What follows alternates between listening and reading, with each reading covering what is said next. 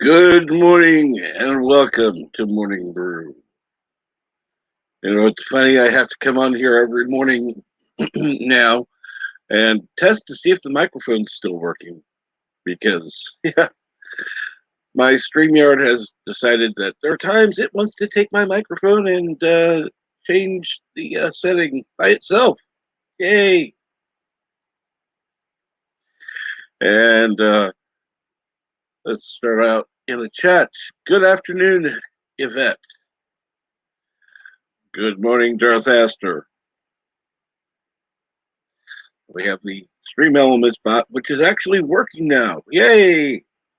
And Yvette is asking, 8-ball, am I going to get lucky today? And unfortunately,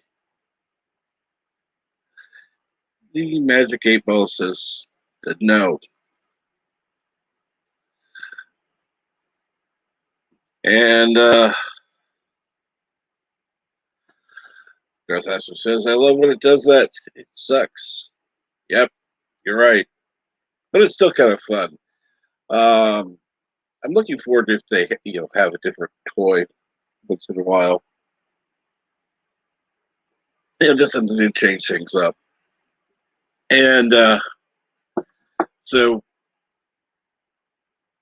yeah, this morning I actually have a new thing for Morning Brew, not Morning Brew, for good Lord, Brew Crew. I asked you to kind of help modify something for me. Let me go ahead and put the link in the chat. I already have somebody backstage, so I don't want to be accused of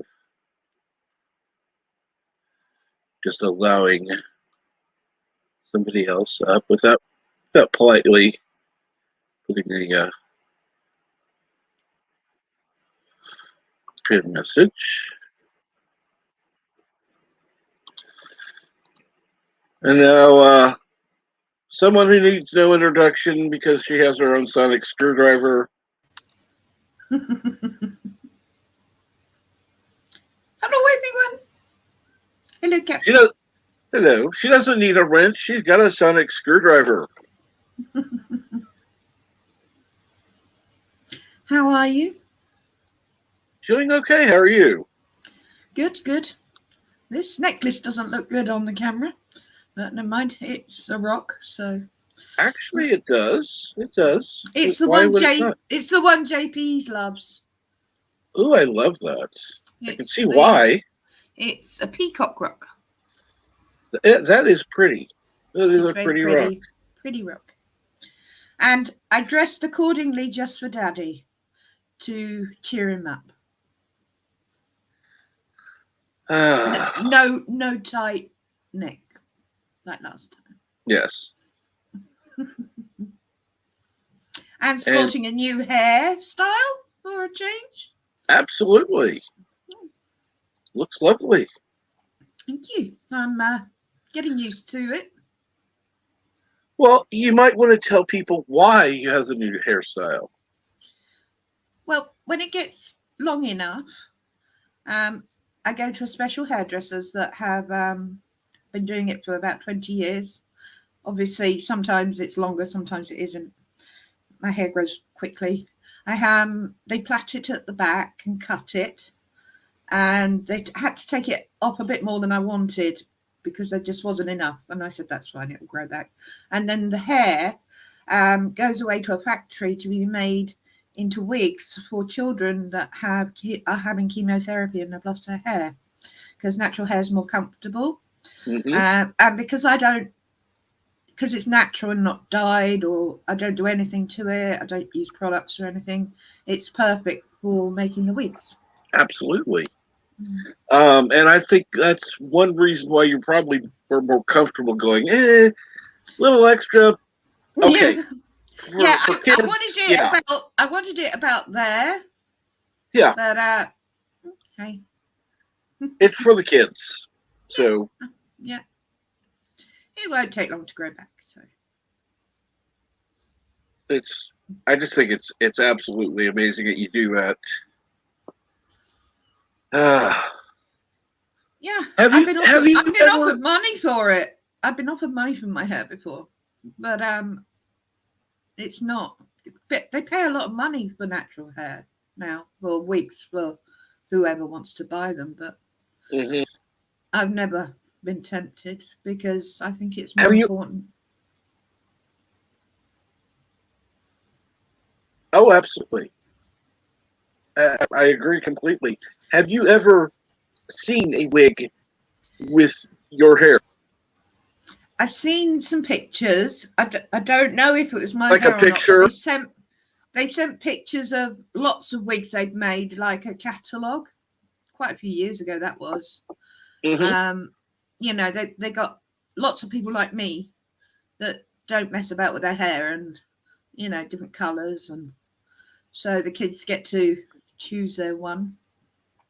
Yeah, Cool. yeah. So some I've done have been nice long hair ones. Some have been more bobs, but yeah. I've seen the stuff they've done. Obviously, probably one of mine was in it somewhere, but yeah.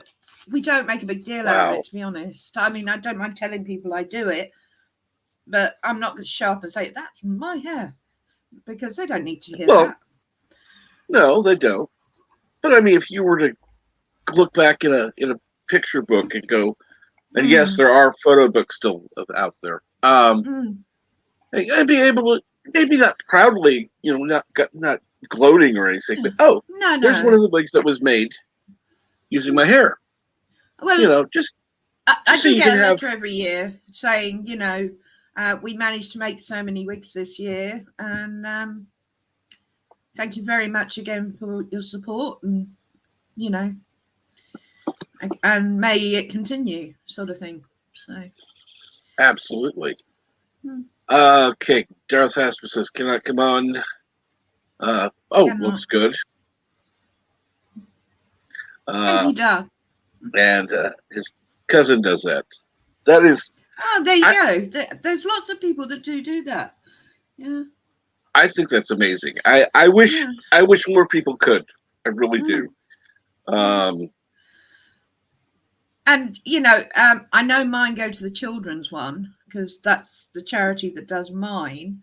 right. But they do adult ones as well for adults as well. So there are several different groups out there. You can look them up on the internet, and if there's a hairdressers that link to that, you go to. I'm talking to blokes. What am I saying? If you got a partner that's happy and has natural hair that's not dyed or anything and has a haircut, from longish to shortish would be enough to make wigs, have a look and see. Trust me, I go to Nothing to lose. hairdressers. I go to Nothing to hairdressers. lose. I don't Mm. go to. I don't go to barbers. I go to Mm-hmm. hairdressers because for the most part, and I'm not talking about 14 Barber who does happen to be on YouTube. Mm. For the most part, barbers here uh, suck. Um, it's chop and go. Is it?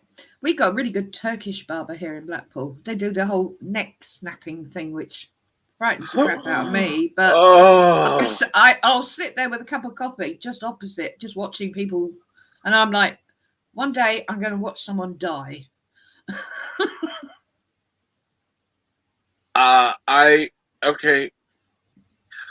It's literally, they take your head like that and just snap it one way. And it's not, it's, and I've seen it done when I was in Turkey. I saw it done in Turkey. And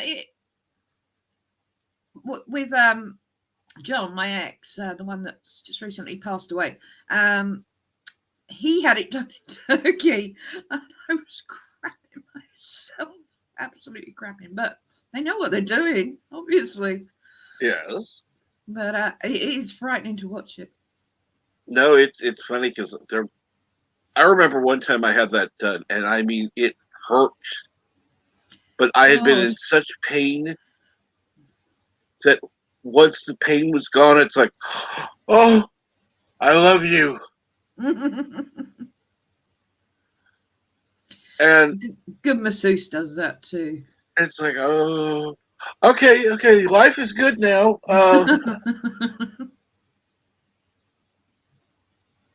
Yeah, they're very popular, these Turkish barbers here. You have to book in advance. Mm, I'm not surprised. mm, Uh, I have a friend who used to be a well hairstylist, and he was very popular. The ladies all wanted him to do their hair.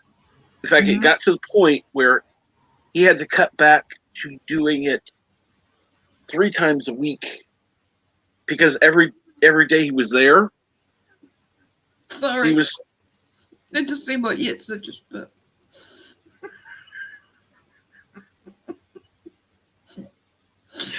Oh God. Sorry, Captain. Do carry on.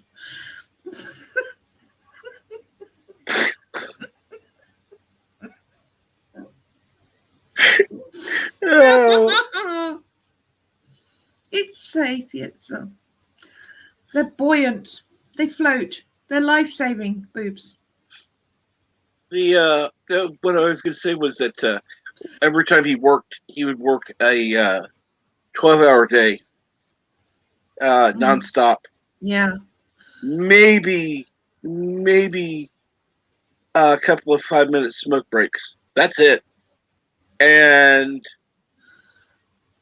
he got to the point. It's like I can't do it.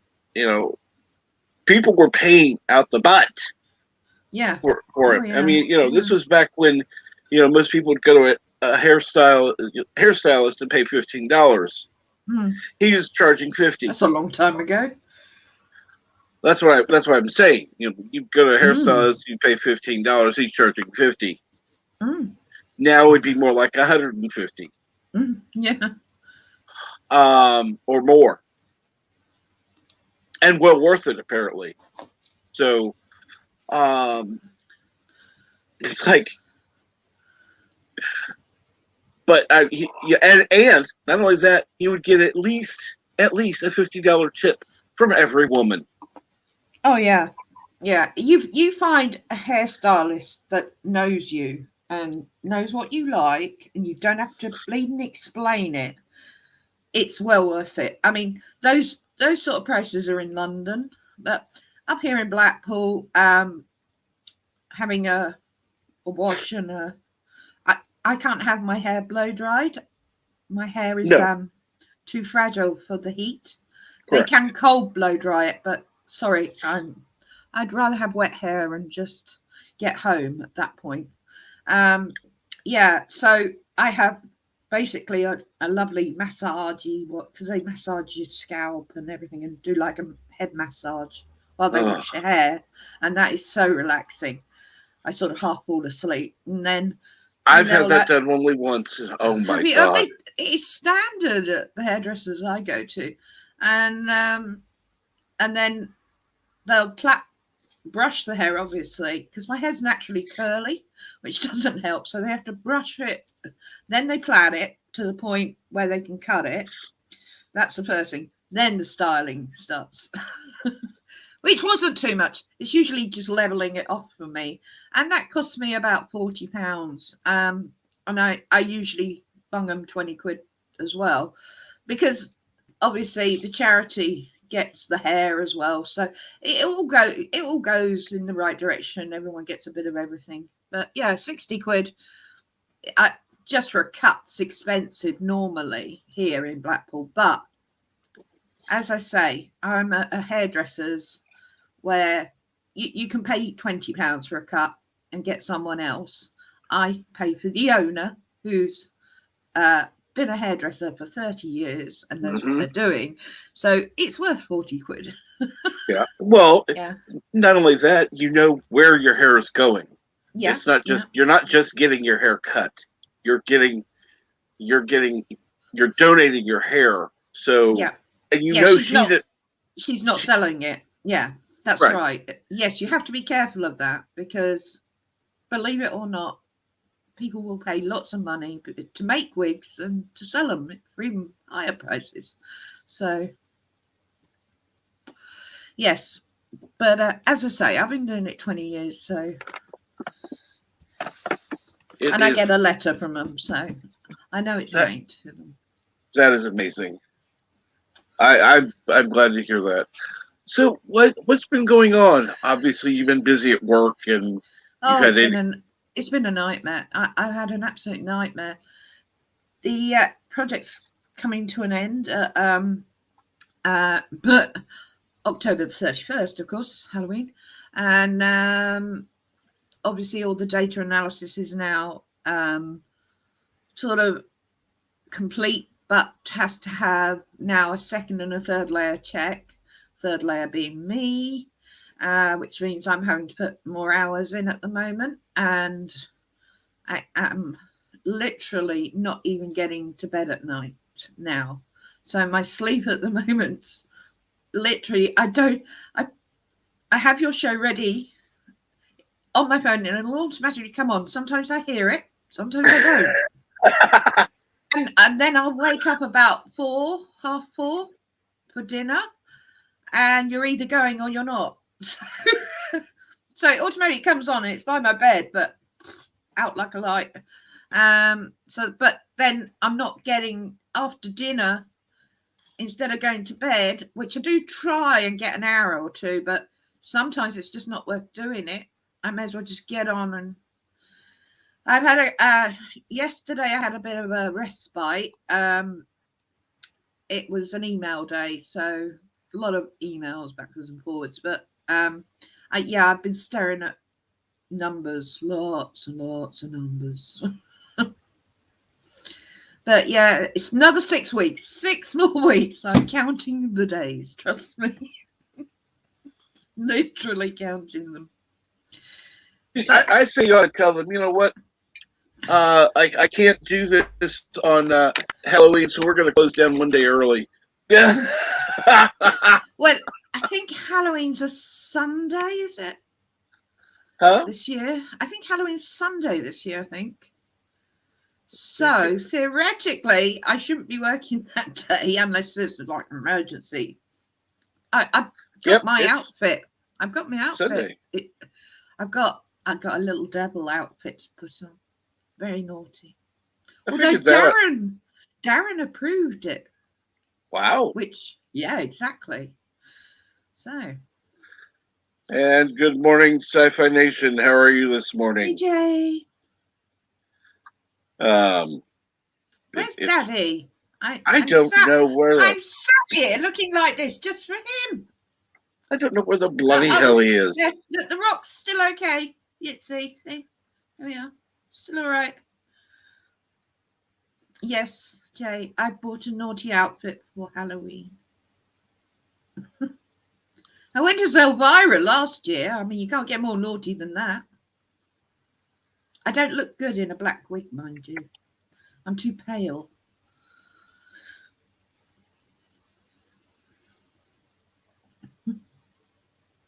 Woohoo! So what did you, I don't know if you actually saw or not. Because the Morning Brew has gone through a few changes. I love the new coffee maker with the espresso right in the middle. You know, I nearly grabbed it off the screen this morning when I saw it. Yeah, looks great. I mean, it's well, let's see here if I still have the ones from the. Okay, I don't. Oh well, I got rid of them. Yay! Because the only one I have now is that. I love it. Yeah, that's an espresso right in the middle. Yeah. Lovely. My favorite. It's just like, you know what? This is what I want. I made something that was okay. I was satisfied enough with it that I didn't hate it. Mm-hmm. Well, that's good.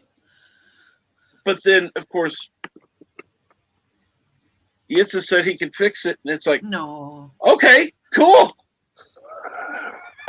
Yitza's a star. He's an absolute So I go star. from going, oh, okay, I like this to, oh, hell yeah, I love what Yitzhak did.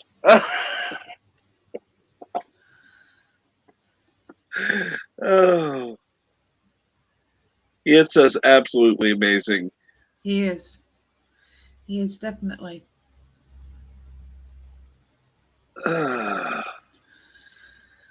Hmm. So you worked at Tim Hortons? We Didn't know don't that. have them here. Is I it a know they good have them up in, Is it so a good coffee shop? Is it? apparently, I know they have them up Mm. in Canada. And yes, I said Canada. Hmm. So they're at JP's, if you ever hear this. Uh, oh, not that we don't have other Canadians listening, but I He do is that our for. number one. Oh yes. Number one Canadian, definitely. Ah. And did the manager's job. Oh yeah, a good manager gets someone else to do their job. Learn that quickly. Exactly. Well, Oh, let's put it this way. The new Costa has opened across the road from me, and Really? believe it or not, a Starbucks as well. Ah, And in between the two of them is a Nando's, which I've never eaten at. It's a chicken restaurant. Apparently, it's to die for. They use piri on it. I don't know. So, They're called Nando's. Mm. So well, yes, we got 3 new things to try across the road. Starbucks, I won't be going in because I can't stand Starbucks. But Costa, definitely. you can always have it delivered.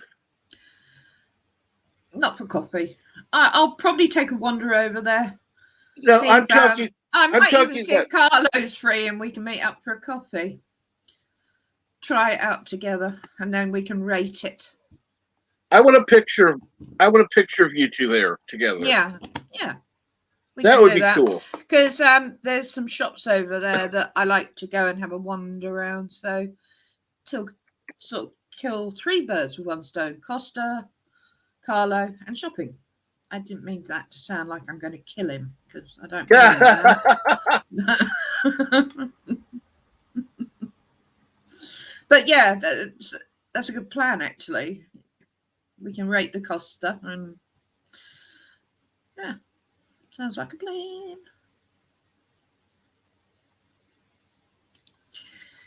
Sounds like a Anyway, great plan. yeah. Obviously, it's not going to happen in the next 6 weeks, but after Halloween, when I have some time, definitely a great idea. Now, this is an interesting thing. Yeah, the manager never showed up apparently, and Jay told him to piss off. That's pretty bad. An employee, the dishwasher, tells the manager to piss off, and he does. Oh, Oh, oh dear.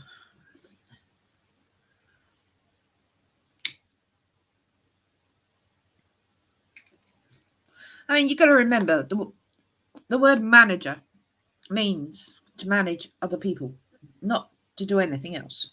Just manage other. That's a standing joke, by the way, guys. I'm not being serious, but that's what I always say. If you're a manager, you manage others. You don't have a job of your own. You just manage others. But yeah, I'm not really. That's not right. And if a manager is carrying on like that, they're not a good manager. But yeah, that's a standing joke in business. A manager should be able to do every job that he manages people to do. That is the correct thing. yes. A manager should be able to do every job there, Yep. so that they are able to demonstrate when a new employee comes how to do the job, Or jump in if needed. or jump in when needed. Yep. Absolutely. And that's what. Well, I remember manager of the grocery store I used to go to. Actually, he was the owner of the store. Yeah. He would jump in whenever needed. If there needed to be a new check line open, he would jump in. Um, and I happened to get to know him before the store officially opened. So it was, Mm. but there were people that's like, who's that guy? Yeah. Cool. Sci-Fi Nation got the keys to the shop. I can imagine you, Jay, actually running a place like that. Definitely. Captain. Yes, ma'am. Oh, you're right. Oh, just Have you had your medication? I hope you have. yes, I have. Good. It's kicking in now. Good. And coffee? Are we coffeeed up? Well, the problem is my computer came unplugged last night, so it's now, if I unplug it, it's going to go ding. Oh, dear. So it's right now at like 21%, and it'll die at 20%. So So yeah, I'll you have to play can't. the. Oh, I, can I you can't. got I any can't. tape? I can't go. I can't go. I'm gonna have to tape it apparently. Yeah. Stick some tape on it to keep, even just while you're going to make your coffee. You can't be without your coffee, for Christ's sake. No,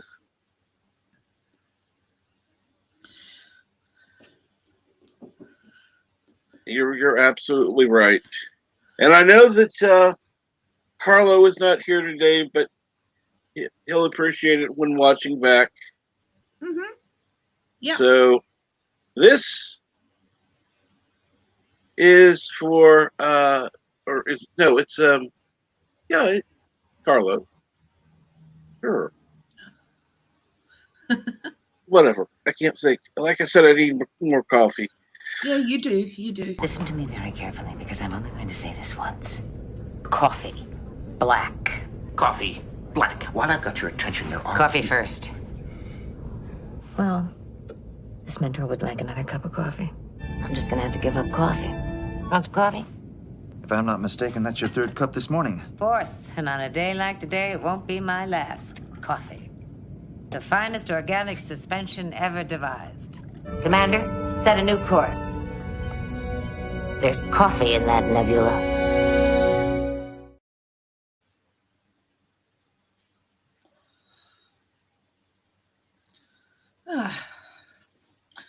Now I want a coffee, and I've got lemon tea here. Although it's caffeinated lemon tea, so should help.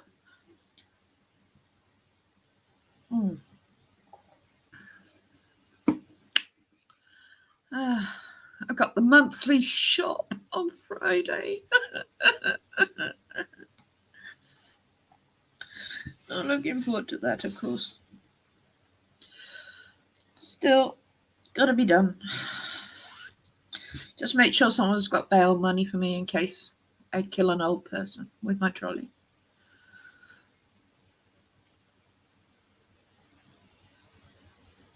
Oh, dear.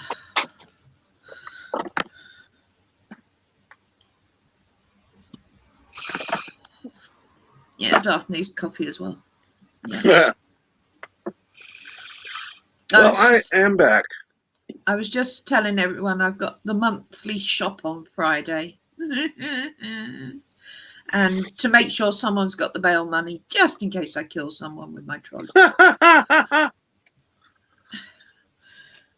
You know, my favourite shop of I hate shopping anyway, but the monthly one, oh God.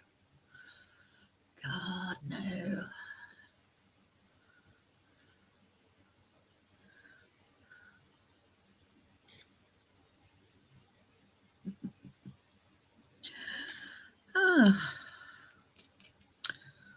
So where's Daddy?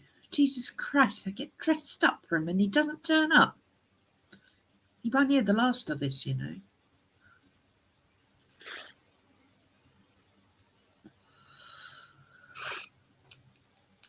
Okay. Birdo Pray 5, Birdo Pray 5, Birdo Pray 5. Where the hell are you? And good morning, Geek Hero Bubba. How are you this morning? Hey, Geek Hero Bubba. You know, been it's going to be an interesting day. I'm going to be stuck at home. Fortunately, no kids. Yeah, I thought it was a bit quiet. They're going to be half-assed resurfacing this road. Ah, What they've done is they've made a few holes here and there, and I don't know what you call them because I got in trouble with potholes. Well, no. Okay, when you put a hole in a street Yeah. and you place a metal disc in the street so that you may access what's under the road, what are those called?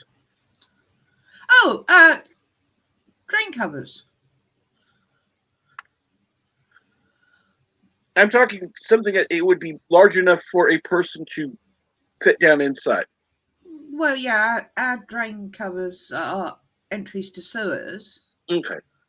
But if you're just digging the road up, they don't cover it here. They just put metal things around it so you can't fall in. Although people do because they're fucking idiots. No. Now what they've done? Yeah, manhole cover is the correct term. Manhole cover. Well, but they do have a specific name, but for life of me, I can't remember. I got in trouble yesterday by Yosef for using that term. Manhole cover. Mm-hmm. Well, it depends what country you're in, I think. They're definitely manhole covers because they're man-sized, so they can go down in them. And then you got the drain covers, which are smaller ones. I got a manhole cover, but mine's a big rectangle one in my driveway. Know why they put it there? For some reason, every time they put in those manhole covers, the next time rock's fine, guys. Stop. I can take it up in a minute.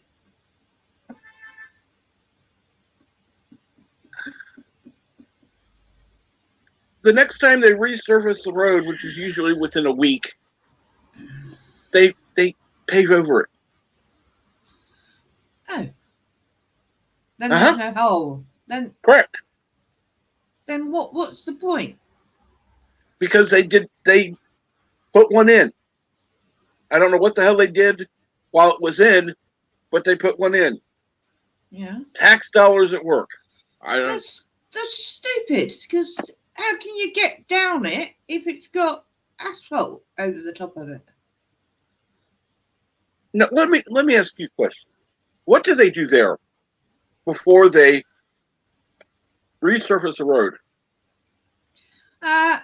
They take the asphalt up, and then they get rid of it all, so it's like the underground sort of roady bit. It gets swept, hoovered up by a big machine, I think, and then they lay brand new asphalt, which is the best bit because it smells lovely. And obviously, when they get to manhole covers, or whatever the hell people call them, they make sure they scrape it away, and it's still visible. Oh, but here, no. They don't bother. They don't bother scraping it. Oh no. They made a few holes here and there, besides the ones for the new manhole covers, and it's about a block for Burger Parade 5 because it's a long ass block. We're talking New York, but it's about 6 blocks long, and so they put in 6 new manhole covers.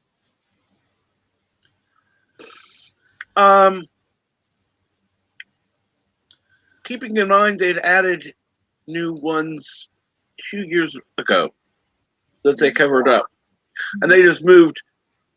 They didn't uncover the old ones. They just moved the position of the new ones. Okay. Yeah. So they've made little holes along the road that, they'll kind of fill. They're not going to scrape up the road at all. They're not even going to fucking clean it beforehand. They're just going to lay new asphalt over the old. Hmm. And then they're going to wonder why in 6 months the road is fucking cracked. Hmm. Hmm. I don't know if it's different here, because what you have to remember is, England's very old and our sewer systems have been there centuries, and they still use all the Victorian sewers. They just go and keep them maintained. Yeah. So generally you may get a new manhole cover that's been cracked, but as for new holes down, you only get them if a new housing estate's built. So, I don't know.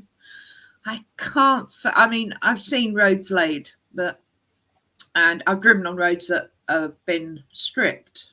That's not fun, but it's usually not too bad. But, yeah. And a lot of our manhole covers are on the pavement. Sorry, sidewalk. And not in the roads. The ones in the roads get damaged because the cars drive over them. Hey, JPs. Nom, nom, nom. Nom, yum. About time you're on, JP's. Hello, Yosef, as well. How are you doing? Nom, nom, nom, nom. He's eating something. Cereal.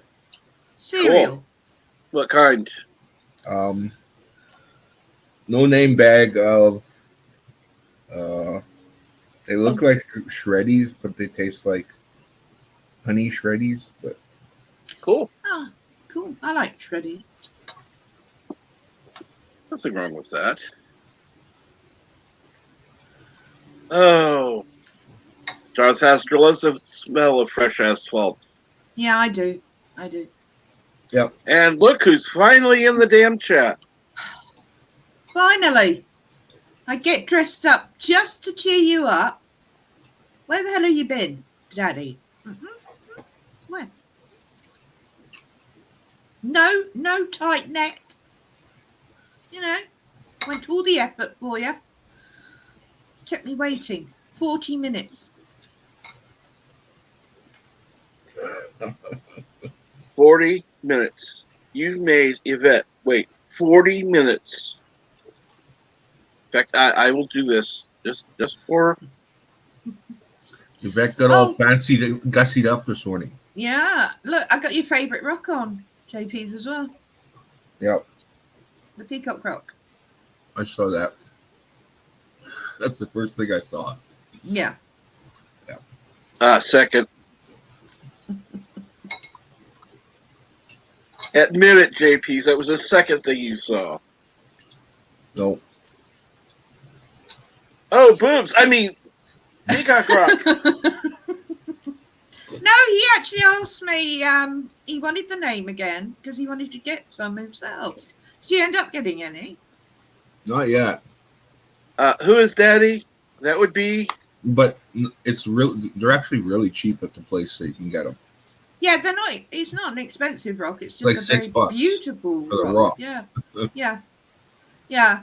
But then, if you're clever enough to, like some of my friends, they turn them into jewelry. Cool. They don't even have to polish them. Peacock rock is pretty, just natural. So. Well, they're pretty crappy looking. For $6, you have to at least polish them.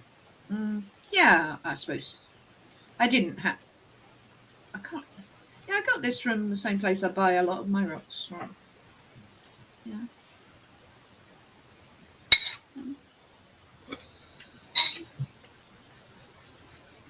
People keep saying it's sinking, and it's not. It's just nestling nicely. It's sinking in the valley of the shadow of of the death. Yitz's first comment was, "For the love of God, please someone save that rock, it's drowning." Yep. And of course, Murder Price 5 says, "I'm her daddy. If you're interested in marrying her, you need my approval." Pile it up some more. Oh, that's not.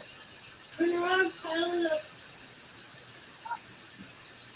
I mean, I don't even want to know, Yosef, what I missed. I'm getting Manhole covers. Manhole covers. That's what he's talking about. Hairy butts. That doesn't compute. They just spin around and put the dirty dishes right in the sink. Cool. Hey, I'm sitting in a fucking chair that all I have to do is turn around and do that because the sink's right there. You're lucky. I have to walk half a mile to my kitchen. No, I'm exaggerating. But when he does It that feels 10 like times in a row, the dishes pile up. Yeah. Then maybe you should do them. Oh my God. Excuse me? Excuse the fuck out of me? Could You you think just that's whack funny? him for both of us? Hit On him. behalf of me, slap him. Hit him. Oh, shut up. I'm sorry. Grab your balls, get up, and use some fucking soap and wash the dishes. Or at least rinse them out and put them in the dishwasher if you have one. No. No, Okay. I'm Then you put a little bit of soap in there. You know how to wash dishes. And you do them.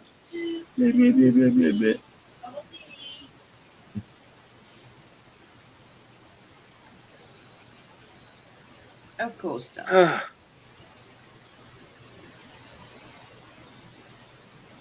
You're quite welcome. I figured that Bird would let you know, and if not, I would have. I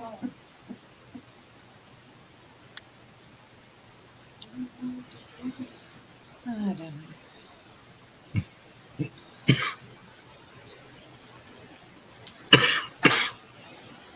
Oh dear, now he's choking.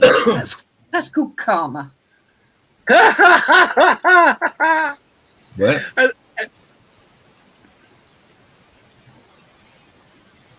Karma. What about it? Karma. You were joking.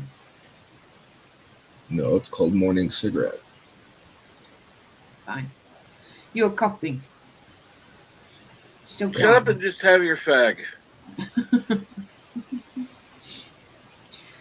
Good thought. I'll have one as well.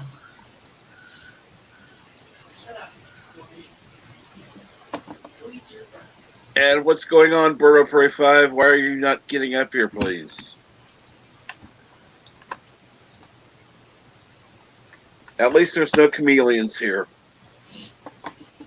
Uh-oh. What have I missed? Chameleons? What's going on? Put the two together.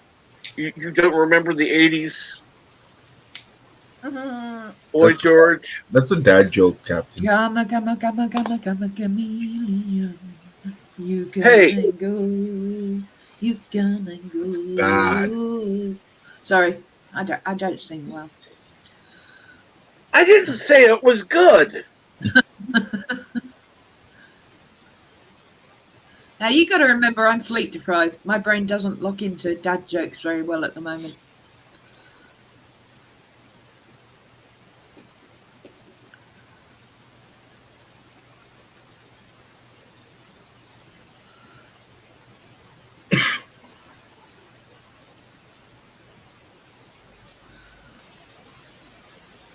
Ooh, I don't mind if I do.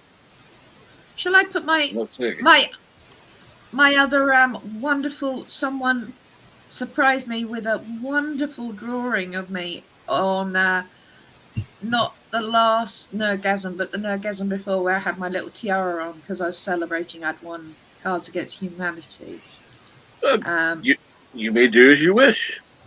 And I mean, the full picture's wicked, but I couldn't put that up. But there you go. Look at that.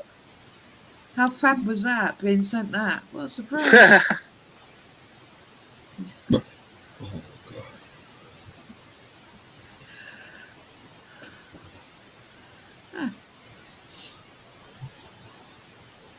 before I had my haircut.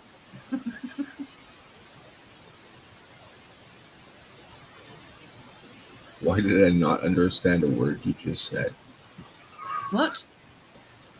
I said, why did I not understand a word you just said? I don't know. Why? I don't know.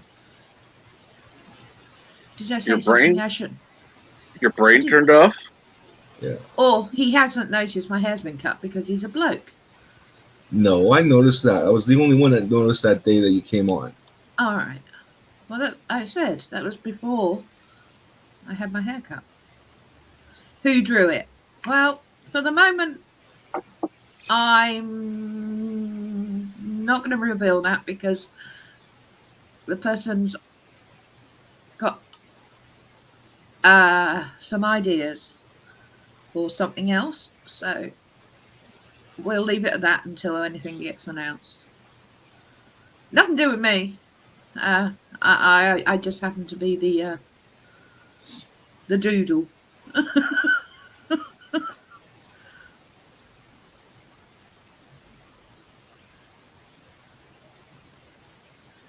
Who's BSMI?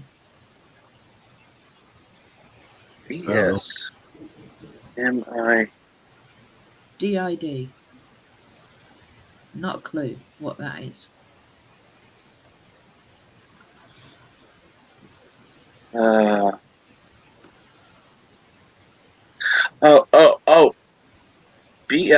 Okay, let's see here now. No, that wasn't them that did it. Nope, that wasn't them.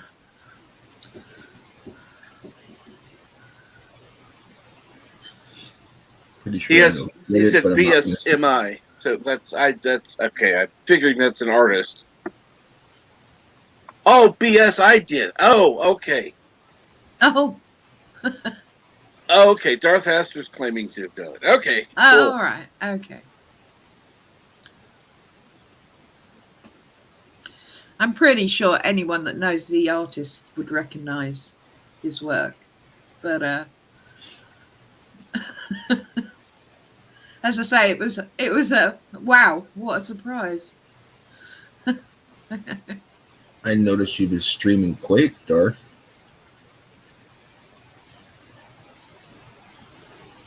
In the early morning hours. Daddy! Hello world, it's Turtle outside the block. Sound a little muffled there, Bird. You all right? Really?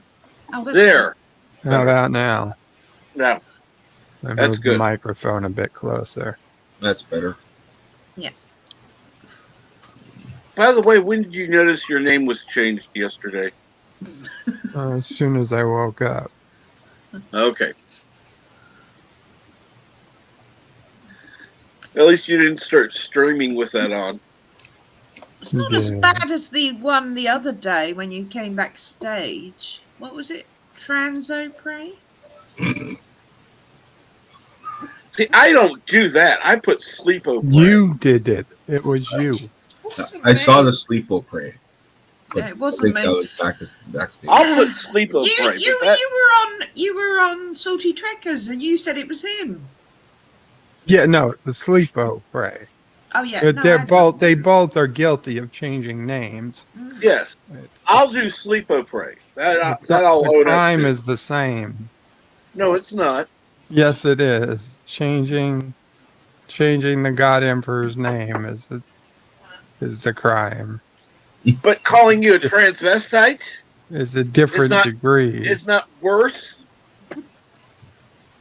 Were you wearing a toga or something? Did you get confused? I didn't see the stream.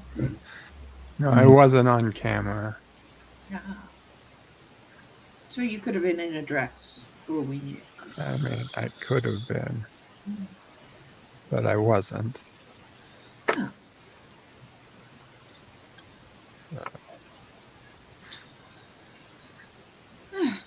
Well, I hope you're happier today. I specifically made sure my neckline was lower. Thank you. Yeah. It's a hectic day here, getting ready for the bed to come. There's a 100 little things to do. Oh, great. Most And of he's them got on other prey. he's got other shit to deal with as well. Is it a replacement or a new bed? Calming thoughts to get my head together. Mama Bray needs calming thoughts to get her head together. I will send some calming thoughts her way. What is something that calms Mama Prey? What are things that calm you? I don't know. I don't know. Oh, I've got one. Florida, palm trees, Coffee. coffee. All right. I'm going to have a cup of coffee and relax. Yeah. Good idea. I'll tell Mama Pray this, just to think of this. And just and it's a classic one. In place in my head. It may clear her mind. You're giving me a headphone. Yeah, that's why she can hear you. Good morning, everyone. Hello, Good morning, Mama Pray. Pray. Hope you're well. I have one suggestion. It's a well-known one. It does work for me to clear your mind of everything. If a tree in a forest falls and there's no one there, will it make a sound? Yes. No, there's no answer. Just think about it. That's the No, there point. is an answer, and the answer is yes. Yes. Oh. Jesus. Yeah, okay. Let me, if you don't mind, let me just explain why there are things that cannot be done beforehand, logistically in the house. Now, the room is not that big. I mean, it's fine for what we have, but to move Joe possibly into his wheelchair, and then they'll bring in the new bed and move out the old bed. But I have, luckily, most of the things in this room are on wheels, so I can just move them around. But there are tables and like with Joe's medical devices on them that we will probably need till the last minute. And since we were told 3 different days for this bed to come, I am not 100% sure it's actually going to get here. We were told this was the first this is day. the first definite date. That we, and I just It's need gonna to be calm today. down and get a plan of action. Absolutely. Absolutely. We're all going to will it to come today. We will will it there. I suggest that you get your cup of coffee, and if it's quiet outside, go out back, just sit there and watch the sunrise or watch something that is. Or listen to the birdies. Or listen to the birds. Yeah, Yes. I love the birdies. Watch the trains go by. No, the trains. No, I'll go out front and I'll watch the birds and the squirrels. Because actually, I do feed them every day and they come. No. And that is very calming. And I'm feeling better already, guys. But I am going to head out for that cup of caffeine into the kitchen. And thank you guys for just being there all the time. You have no idea how it helps. We love you, Mama Pray. Yeah, we love you. I love every one of you. I really do. Not just for what you do for Bird, but what you do for me too. So I'll give you guys a big thank you and go get caffeine. Absolutely. Get caffeine. Important. Yes, thank you. Yes, sir. Okay, thank you, Mom. Okay.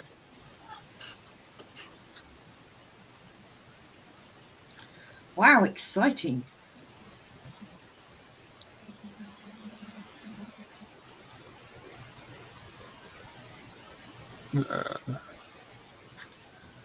I don't know why I was put into the #1 position. I don't know what's going on. Captain's playing musical boxes. So that daddy and daughter can be next to each other.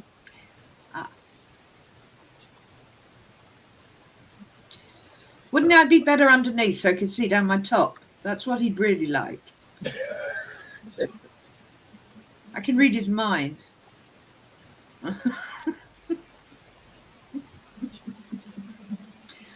I'm kidding. I'll just lean forward. There you go.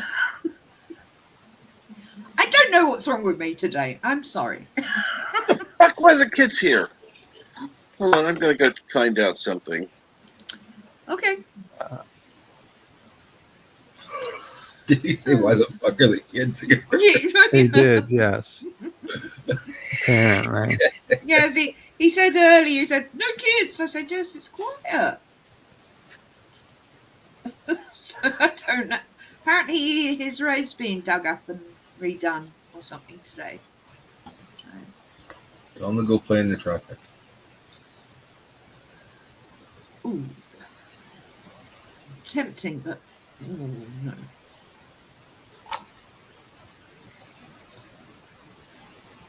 So, what's going on today, guys? It's DS9 day, isn't it? It's Wednesday. Although, Yeah. depending on what goes on.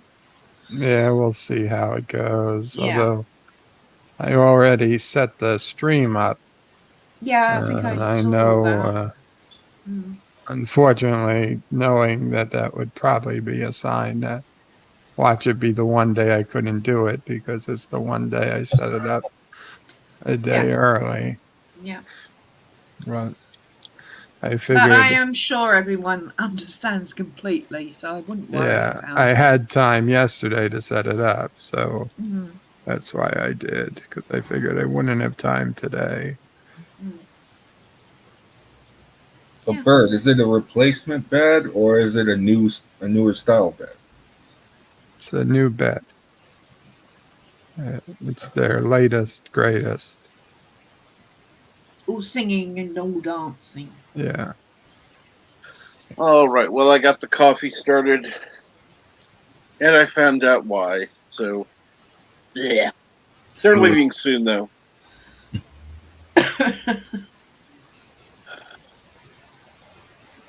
But I was thinking, oh, good, a day without them because they're going to be repaving the road.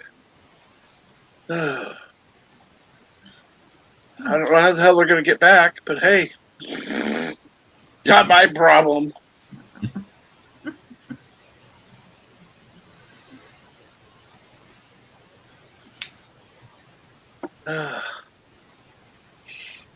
But did you say they're going to be rotating the road? Repaving. Oh, repaving. Okay, I was going to say it. I don't know what the hell rotating the road is. No, it would make more sense if they rotated the road. At least something would be done. No. What they're going to be doing is laying down new asphalt over old asphalt without scraping the road that's currently there. And 6 months from now, at most, the road's going to be cracked to hell. Yeah, they do that here. They'll That's repave. terrible. They'll put new, fresh asphalt over old. They do that every 2 years. And at either the 8 to 10 year mark, they completely scrape down the road back to the concrete and then start the process over.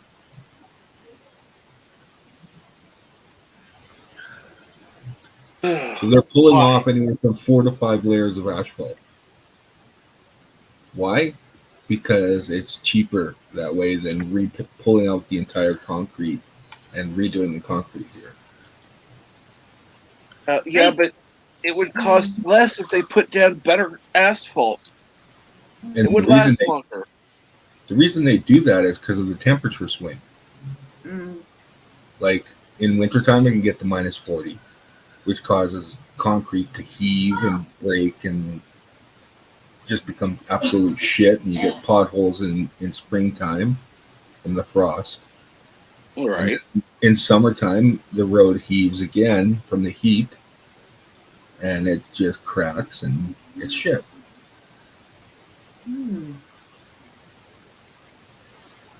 So basically here there's like non-stop construction year round.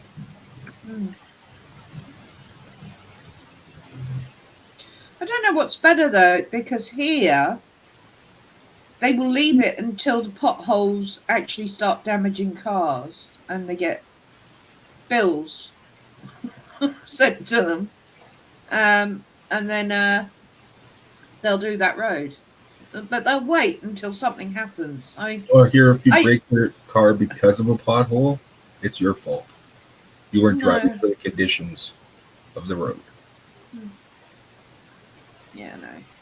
No, you can do them here for it. Because we pay council tax and that's part of it. But when they do the road, they take it down to concrete or whatever the hell it is you drive on for half a year, because that's how long it takes them to do a road. And then you get your nice asphalt for a bit. Yeah.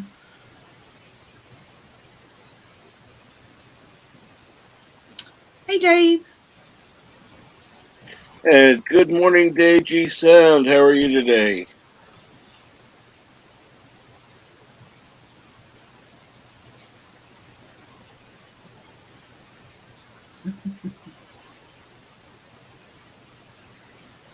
Wow. A kindergarten joke instead of a dad joke. Yeah. That's probably a converted dad joke.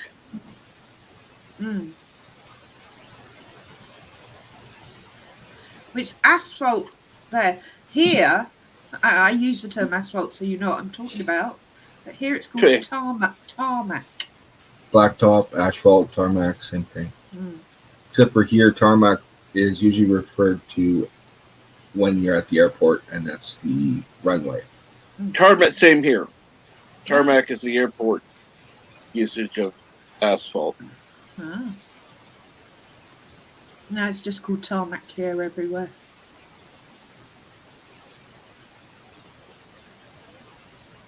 Unless, of course, it's on the concrete, but it's still a tarmac somehow. Yeah. I don't know. I think most of our runways are concrete slabs. Yeah, they don't do asphalt on runways here. No. It's all concrete. Well, unless the concrete's been colored black, some of them are asphalt here, or were.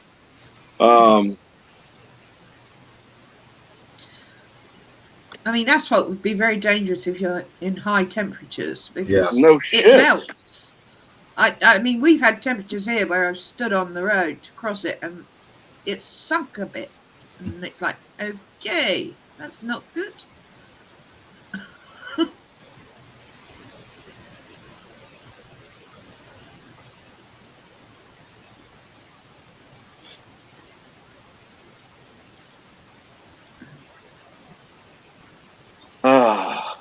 It's one of the reasons why why drag strips are made from old runways. They hold up very well to beatings. Yeah.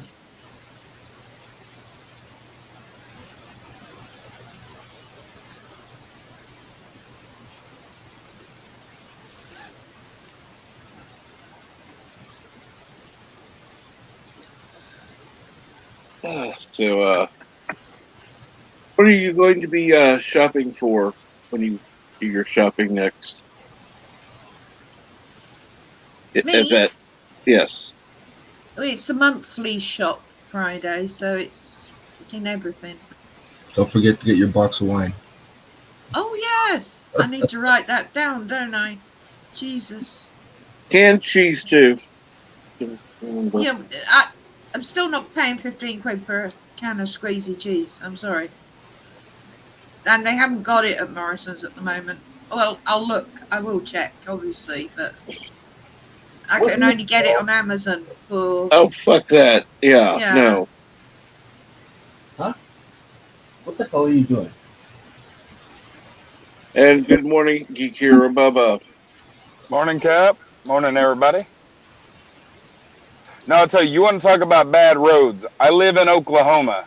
Our entire state sits on clay. And on top of that, nobody in this state seems to know how to build a road in the first place. So after about 6 months, after, because it's about that time here too, they get finished, they'll they'll finish the road, and then the road next to it will need to be fixed, and that'll take about 6 months. And by the time they're done with the road next to it, it's time to start on that one again. You know what your problem is, though, in Oklahoma and the states in general? The Romans didn't invade you. They are the road builders. True. Oh, yeah. You get called a colonizer enough only to find out that you didn't get the right ones. No, that's right. But thankfully, a lot of our A roads, which are still very, very, very much in use, are Roman roads that were built by the Romans. So, nice. And they're lovely and straight and go from A to B. That's why they're called A roads. I just don't understand how it's that hard to build a road if the Romans could do it. Before the Romans, the Egyptians had roads. Why can we not have roads in modern times that actually do what they're supposed to do?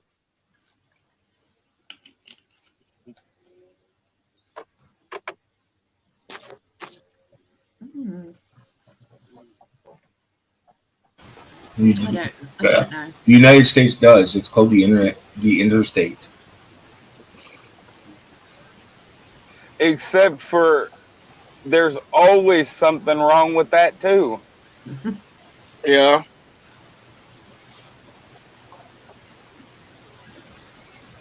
They put in the wrong type of what do you call those exits? What roundabouts? What? The bane of your life, roundabouts. That's what they're actually starting to put in now. Roundabouts. Why? Yeah, we're getting a few installed too. I never thought I'd see the day roundabouts would be introduced in America, because I know from friends that have come over from the States, it's like, what the hell is that, and why would you do that to anyone? Well, we've always had roundabouts in rural areas. You go out in the middle of the country and everything, Oklahoma and Kansas. We've got quite a few, but okay, I don't know how else to say this. These are some of the biggest crows I have ever seen in my life. I'm back ready here. to pick up dead bodies that have failed to go round a roundabout properly. Well, I'm a big guy, and I guarantee you 5 or 6 of these things could carry me off. My God. Oh, my goodness. They sound like my seagulls here. My seagulls here are as big as dogs. They're we huge. got seagulls here. We got seagulls here, and the crows are towering over them like Clydesdales. Wow. I'm right next to the Arkansas River that goes through Oklahoma and everything. But I'm back here. They're supposed to be treating the ponds, and I'm out here working security. I'm driving around on the back 40 perimeter, trying to make sure there's nobody out here when they're, by the time they bring the helicopters in. But anyway, and that's the thing though about the roundabouts. We've always had roundabouts out in rural areas. The problem is now that they're introducing them in big cities. Take Tulsa, for instance. Tulsa is where I was born. It's where I was raised, where I grew up, and I love Tulsa. But nobody in that city could drive. I had to leave that city to learn how to drive properly. Anyway, jokes aside, it is the only, they call it the traffic circle, but it's not quite a roundabout. That is one of the most dangerous areas in town because nobody can freaking drive properly. So now they're deciding they're going to put roundabouts all over town. They got like 4 they're getting ready to install. It's going to take them a year and a half to do it. And I'm thinking, you guys just want to thin us out. I'm sorry. I hate the idea. Go ahead, JP. Roundabouts up here are known as drift zones. You pull into one and you go as fast as you can with that wheel cranked. The bigger the roundabout, the later the night, the better the slide you get. Yep. Done it myself. I prefer the, traditional exit where you get a little, I don't know what the corkscrew type action, but come on. You got to slow down because it curves. But no. I don't want oncoming traffic. Roundabout, you got to deal with oncoming traffic. No. That's shit.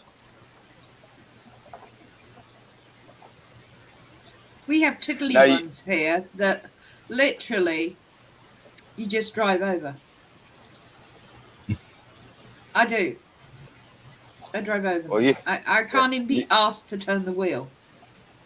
Wow. Yeah. They're not grassy. They're just concrete, a big mound of concrete. And the car just goes, whee! Yeah, ours used to be like that, and then they put like mounds of flowers in the middle so that you can no longer do that. They couldn't do that here. There are more roundabouts here than there are fucking pubs. So, yeah. The little ones are fun. If there's no traffic around, or they're going the same way you are, the third exit's usually never used. And usually two cars will go, wee, wee. And of course we say wee, because when you're going over a hump, that's the law. Wee! Yeah. Well, we have similar laws, but normally it's a yeehaw. Yeah, let's see here. You have to pray the vehicle has a holy shit handle. I'll tell you though, you ain't seen funny till you've seen somebody drift in a pickup truck around a corner. Like, of course, the truck didn't make it through, but my God, it was something to laugh at. He lived. Guy was alive. I can laugh. Yeah. Okay, let's see here now. Yay, Facebook blocked me for saying if they wanted to die, let them. Really, the worst thing ever said on Facebook. Yeah. What's the context for that? Exactly. Comment? And then, of course, I have a feeling you Americans have serious issues with roundabouts. You would die here in Slovakia. Yeah, I probably would. It's the same in Europe as it is here. Now, in Slovakia, I would walk. Well, let me put it to you this way. You don't live in an area with thousands of cars on it at a time. Putting in a fucking roundabout. So there's a slight difference. There's thousands of cars in my town. That's what I'm saying. Slovakia and London, yeah, not the same thing. I swear this isn't a murder, this is a massacre. Those are some big crows. Oh, sorry, that was a terrible pun, but these are some big freaking crows. Go grab one and take a picture. I thought about it, but I remember, when I was a kid and I thought it was smart to go grab a goose, and it taught me a lesson. Geese are from hell. They are literally brought here from hell, geese. Yep. Which is funny because I love geese, just not up close. No, they're evil. They are purification of evil. They're just evil. They hate me. And besides, crows, you know what a group of crows are called, don't you? Yeah, that's what I said. This isn't a murder, it's a massacre because of how big they are. Maybe Alfred Hitchcock is looking down at you. That would be awesome. I do love to read. I've had this book of short stories that I've read of his ever since I was a kid. Oh, Alfred Hitchcock is what my grandmother used to read all the time at night. She loved Alfred Hitchcock books. Okay, and you think that Morning. the whatever in Paris is bad? No, the I was roundabouts just here would be worse. let me just say, Joseph, I've driven around that, and yes, PTSD for sure.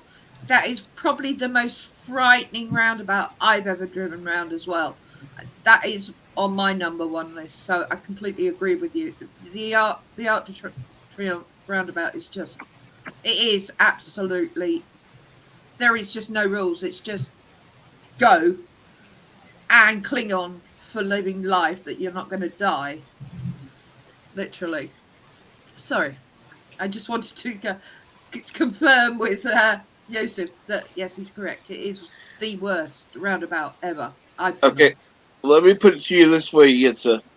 It's not going around in a circle that's the problem. It's being able to leave the circle with other cars that are going the opposite direction and are not going slow and are not going to let you go through.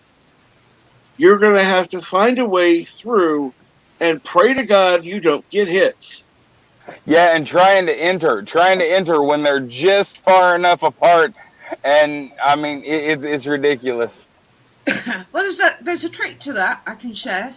Having driven in London, I was going to say, what you is have it? to Having a bigger change. car? No. In fact, the smaller the better the car in London because you can get in and out of places easier. However, you just don't stop. All right, you have to take a deep breath and expect everyone else to brake, and you'll get on the roundabout. And that is literally the only way you can drive through London in rush hour and get where you want to go. I'm still Worst I in. was It's pretty much the same way in Oklahoma City, Tulsa, Dallas, and Houston. LA. Yeah. Now I'll tell you.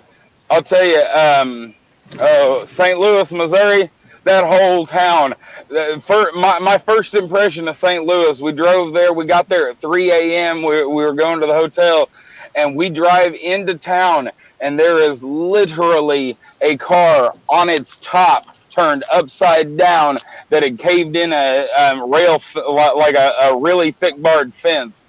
And it didn't get any better from the 2 days we spent there. Like it seemed like every stupid driving accident you could think. I'm talking about Dukes of Hazzard stuff. Like I had never seen an entire city that prone. Yeah. Geek, Bubba, Geek Bubba, St. Louis guy Yeah. here. Trust me, I know. Oh God. Oh, dude.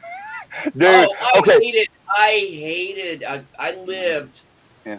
like right outside. I lived right on the Illinois side of the border in a town called Granite City. And Oh yeah, I know where that's at.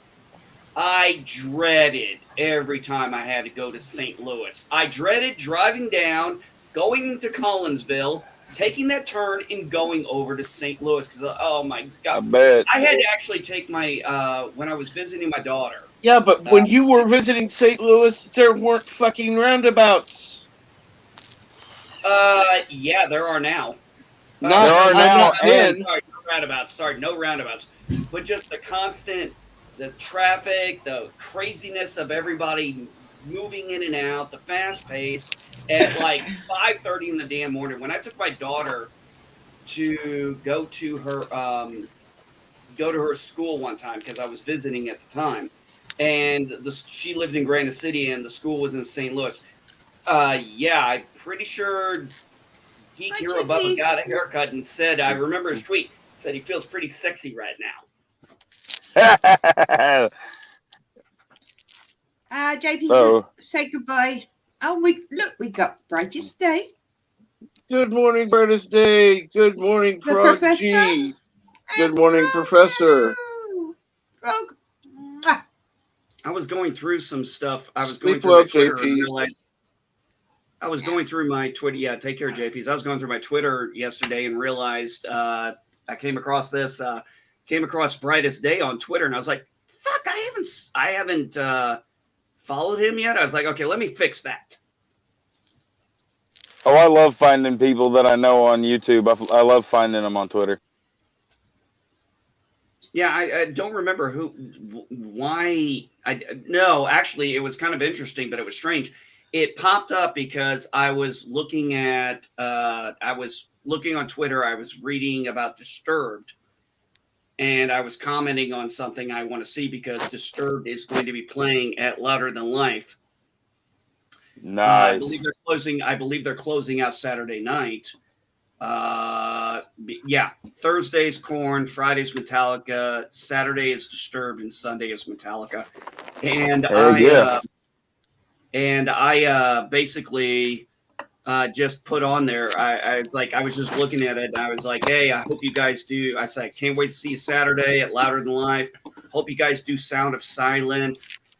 And then I started going through, and I was like, oh yeah, I love Korn, I love Avenged Sevenfold. And then it goes, people you may know. And then it was like there was Brightest Day. I was like, what the fuck?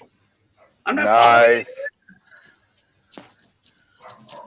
Oh, I don't know if you're interested, Captain. You know, my sister had a few problems in London with her photo shoot. I got a message at 1:05 this morning from a very angry person. I'm home. Well, good for you. Yeah, I was like, that's nice. Have a nice rest. Good for you, bitch. Now, away. If you, Darth Astor, if you're asking about if I'm going to the concert, yes, actually, yesterday I called Super 8 because I had to get them to tell me exactly where the Super 8 was I was going to, because I had made reservations, but I made them like 4 or 5 months ago, and I can't find the email, and I've got no confirmation since then. So I was like, okay, let me find it. I called them up. Thankfully, all they needed was my phone number, and they're like, yeah, you're over here in Lagrange. I'm like, thank you. Just give me the address. I was like, thank you so much, lady. I was like, I just need the address to the hotel I'm going to. Leave it to NB Geek to change the topic all on his own.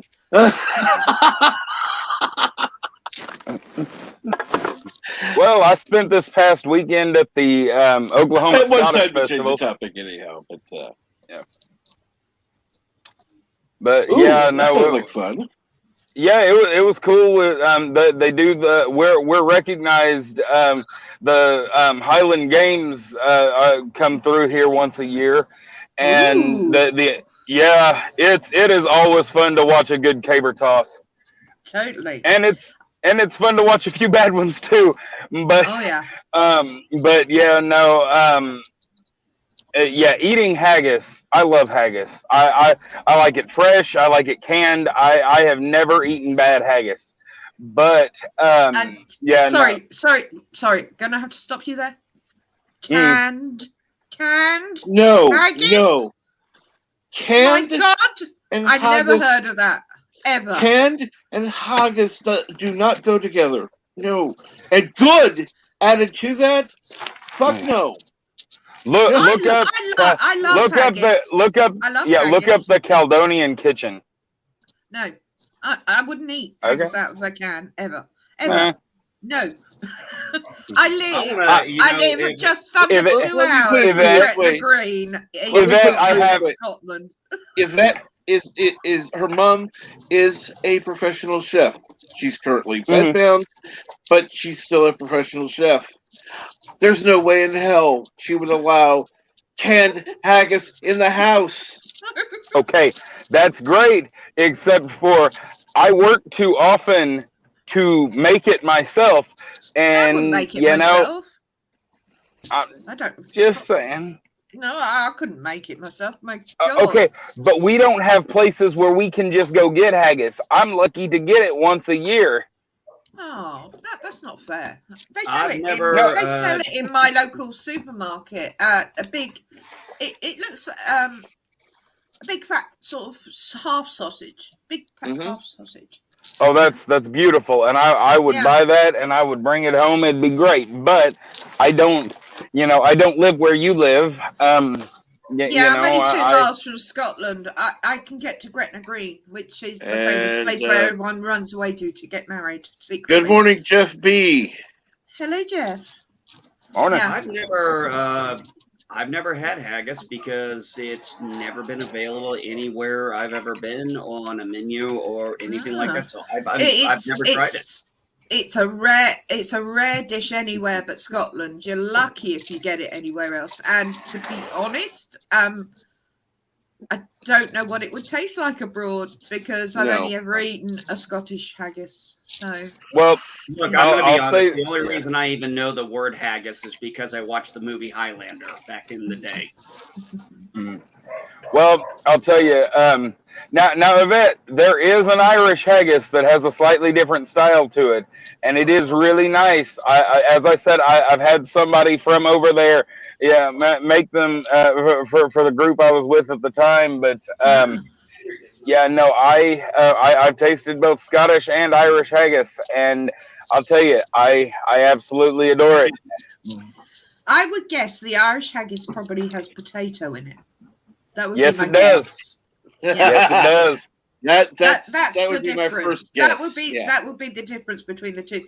There are similarities because they're both Celtic, you see. But with the Irish, you can probably guess if it's like a traditional Scottish dish like haggis, and they've done their version, there'll be potato in it. Potato will be the number one thing they'll put in it to change it slightly. Most of my heritage traces back to the Cunningham clan, the Scotch-Irish Cunningham clan. So I mean, I've got roots back that way. But Oklahoma, we eat about as many potatoes as Ireland does as well. So in fact, I know two Irish fellas that love Oklahoma, and they love stopping here because we eat potatoes with everything. There is almost nowhere you can go that you can't order something with potatoes in it. Yeah. Oh, don't get me wrong. I love Irish food as well. Yes, no. But a lot of my family are in Scotland, so obviously I've spent more time eating Scottish food than.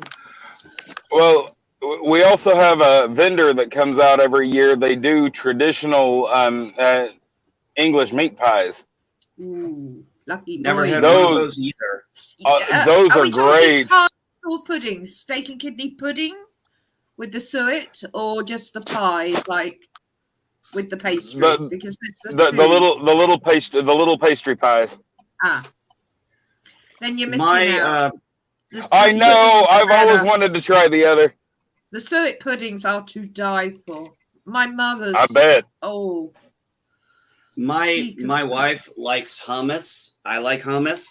And she said we can't buy hummus anymore because after she was in Turkey and had their hummus, she said, she is like, that's the one of the biggest things she misses about being in Turkey was their hummus. And I was like, why couldn't you bring some home? And of course, I was being sarcastic about why she couldn't send any home, but still, she absolutely said they made the most drop dead. I'm not a fan of hummus, but hummus, I am a huge fan. Like hummus? Yeah, it's gross. I used to not like it. No, I'm not a fan. I like guacamole and things like that, but hummus never got on with it. But I will say the best chicken kebab I ever had was in Bodrum in Turkey.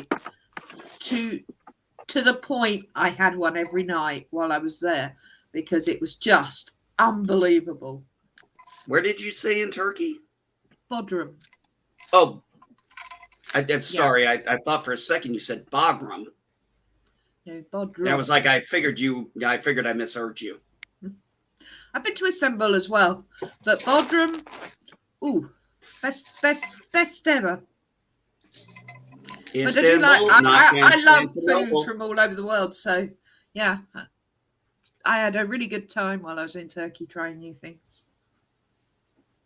Istanbul, not Constantinople. Istanbul. Yeah. I was more in Istanbul for seeing things, and Bodrum was supposed to be a beach holiday, except we discovered when we got there, because there's no tidal drift on the sea there, all the cafes on the beach, and all the chairs go right up to the sea. You literally cocktail in one hand and dangled your feet in the sea. It was great. One of the few times during my 20 years in the military when I finally got to go overseas, because for some reason I didn't get that lucky most of the time. We were in Greece, and I tell you what, I had the best freaking gyro I have ever had. You know that's not how that's pronounced, right? Yes, I know I know it's supposed to be pronounced gyro, but come on, Okay. I fuck up everything else. I don't even say Yvette's name right. It doesn't matter. Oh, what happened? Where did he fall asleep? Oh, looks like there might be something going on. He's had to go. Fingers crossed, bed. Oh, okay. Absolutely. Oh God, yeah, he's supposed to get sending positive messages for Bird and Mama Pray. It's all going to go well. And Captain. Yes, ma'am. I hate to say it. I know it's time for you to go. You've been here over an hour and a half, so I do have. appreciate you being here. Yeah, I've had fun. I've missed doing it, but I miss you. Oh, thanks, Grandpa. Trust me, he's not the only one. No. It's really nice. But for the next 6 weeks, I am literally sleep-deprived, zombie-looking weirdo. Trust me, I understand your reasons. I just bags under my eyes. It's literally. But what I have said to the captain is, because Wednesdays I come down and I have to do all the recycling and move the bin. Oh, domestic crap I hate. Because I'm down here and because my phone's playing up still as well. I'll make it each Wednesday for now, and then once this project is tied up in a bow, we can try and sort something else out. So at least once a week I can be on for a bit. If of course you guys want me on, Absolutely. We always want you on. Yes. And thank you, Frog, as well. I don't think I've ever heard that. I don't think I've ever heard anybody not want to have you around. No. Hell, I lit up a little bit realizing you were on. I was like, oh, cool. I might be able to get on and talk to you then. I haven't talked to you in a while. No. Well, that's lovely to hear. But yes, it's absolutely manic. I am literally just all I can see are numbers in front of my eyes at the moment. So I'm going to go make a brie and avocado sandwich, my favorite. And then I'm going to hit the sack. Or brie and avocado. Good to hear. Perfect combination for a sandwich. Anyway, Captain, thank you very much for having me. Certainly. Geek Hero Bubba, always good to talk to you. Try and get a picture of the crow for me. I want to see the crows now. And Grandpa, always love talking to you. All right, and love to everyone at home as well, and the puppy, the beautiful puppy. Yeah, he is a beautiful puppy. Unfortunately, he likes to chew up the cords like crazy. So he does. He's a puppy. I know. That's why I can't get mad at him. Plus, he's still got me. You can't. He's a puppy. And that's why I'm not yelling at him. He's so goddamn cute too. He is cute. And much love to everyone in the chat. I hope you all have a great week. And I will be in the chat should I be conscious and catch it. Absolutely. I'll say hi. But as I said to the captain, I set it to automatically come on. Sometimes I hear it come on. Sometimes don't even know it's been on. That's how tired I am. But I will drop in. Oh, thank you, Yitza. Bye, boobies. There you go. Just for you, Yitza. Well, Daddy complained, and the rock's still fine. See? He has not drowned. Right. I am going before I get myself in trouble. Yes, ma'am. All right. Love to everyone. Have a good day.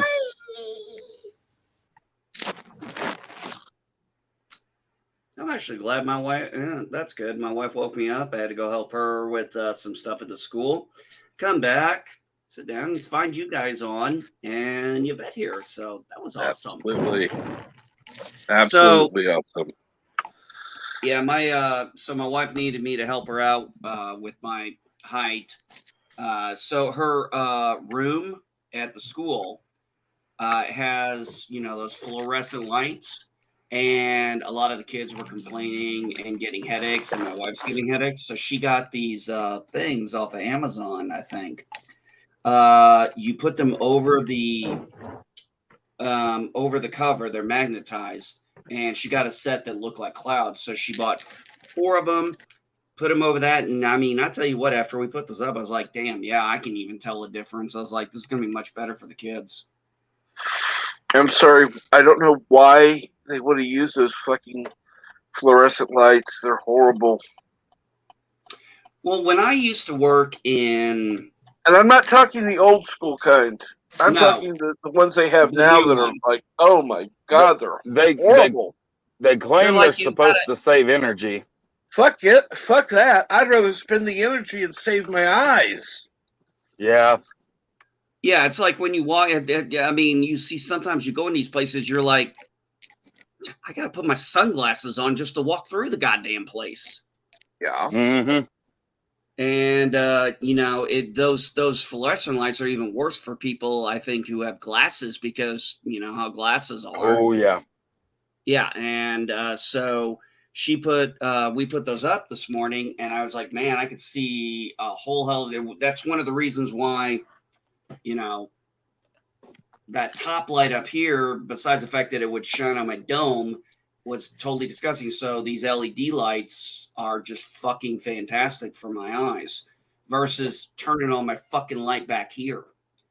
And then, of course, the best part, it was so funny. What was it? The other day, I got in bed and my wife was like, you forgot to do something. I was like, what? She goes, you forgot to turn on the red. I'm like, the red? And that's what she meant. Oh, okay. I would have been like, what the? Okay.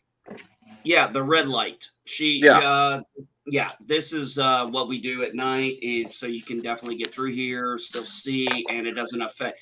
You don't have to turn on a light, because one of the things that most people not in the military may not know is that the reason why the red light is used, why you'll see movies with people using red lights, is because the red light does not detour your detach your night vision, because as most of us know, when your pupils and stuff, they open up and things. But if you shine a bright light in somebody's face, it fucks up your night vision. Your eyes have to readjust. That was the whole point of one of the reasons why we had red lights, was to keep that from happening. A lot of people don't know that's why pirates wore eye patches. They were able, and legitimate sailors also wore eye patches so they could switch from eye to eye depending on when they needed their night vision. Oh, I did not know that. If you keep one eye blocked, then you go into darkness, you move the patch to the other eye, your eye is automatically adjusted to night vision. Okay, I can see how that makes sense. I will also say this, though. I don't know how y'all do it in the military, but where I'm from, a red light at night means something completely different.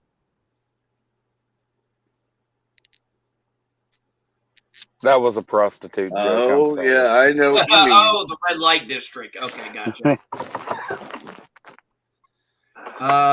Yet said, my military flashlights had several colors: red, green, white, and I think another color. It was our moonbeams, as they were called in the Marine Corps, our flashlights, came with obviously the standard white.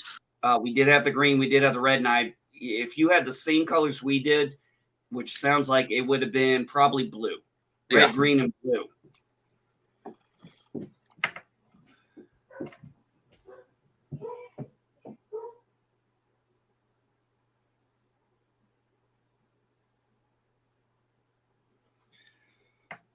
And I didn't realize that until after I joined the Marine Corps. I was like, oh shit.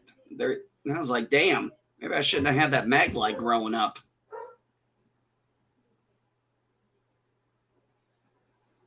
No. We learn things as we go. Well, there is one good thing about a mag light. It has dual purpose. Oh, yes. Yeah, you know what I'm talking about. Oh, yeah. No, yeah. Anybody from Oklahoma, Texas, Missouri, Kansas, anybody in this Midwest strip down here, all through Tornado Alley, we know what a mag light is for. And it usually ain't for shining light. Okay, then I have no idea what the hell you're talking about. Cap, it's for putting your lights out. Okay. Yeah. I thought you were talking about hunting, night hunting. I mean, no. We're talking about what we use a mag light for. When I was a kid, we were taught two purposes with a mag light. One was to blind the guy, and the second part was to beat the shit out of him. That was the function of a mag light. That is the function of a mag light in the Midwest. Yep. That's what a Midwesterner. That's why they always talk about mag light, and that's why it's so strong. Because you're like, you can buy any cheap flashlight you want. No, you want a mag light because you can blind the guy and then beat the fuck out of them with it. You're gonna pistol whip the guy. Yeah. And the mag light will still work afterwards. Yeah, you know those like you can buy them 4 feet long, like if you get a real good one. And I saw this guy; he had taken 2 4-foot ones and like merged them like Darth Maul's lightsaber basically, and it was right there in the middle. And it shined on both sides, and he rarely turned them on, but he had replaced the lens with a stronger plexiglass thing, and I watched him use that one day. Somebody broke onto his property. We could hear it across the way, and he did. I have never seen somebody use a dual wielded mag light. Dude, he was waiting for that. Yeah, but in the area I grew up just north of North Tulsa, back where the redneck country meets the hood, and nobody can hear you scream. You smell the meth cooking every Tuesday night. Like, oh yeah, no, it's awesome, and it's you want to talk about a war zone? It is ridiculous back there, and not a night goes by that you don't hear gunshots. Almost as soon as the sun goes down, there is somebody shooting something somewhere. It is absolutely awesome back there. But there are, yeah. Oh, Frog, gee, that is fucking perfect for a Sith name. Let's see. Yes. That is fucking perfect. Damn, how do you have so much light where you're at right now, man? Oh, that's right. You're a little bit further. Dave G Sound. The sun to come up somewhat. Dave G Sound. The gentleman in question was a convicted felon who had he could not carry a firearm. That was why he had other improvised weapons. Yeah. So, Cap, you didn't know that about a mag light, huh? Well, keep in mind, I've had 2 cups of coffee. With my computer not being able to walk around right now, it's like, yeah, I've heard that, but I've also heard people going out in groups with the mag lights and boom, blinding a deer. Boom. Oops, it happened at night. Those are the same hunters that take dynamite to the fishing pond, aren't they? Basically, yeah. We got a few of them out this way. And it's like, oh, Billy Bob's going fish. Billy Bob's got some dynamite. I guess he's going fishing.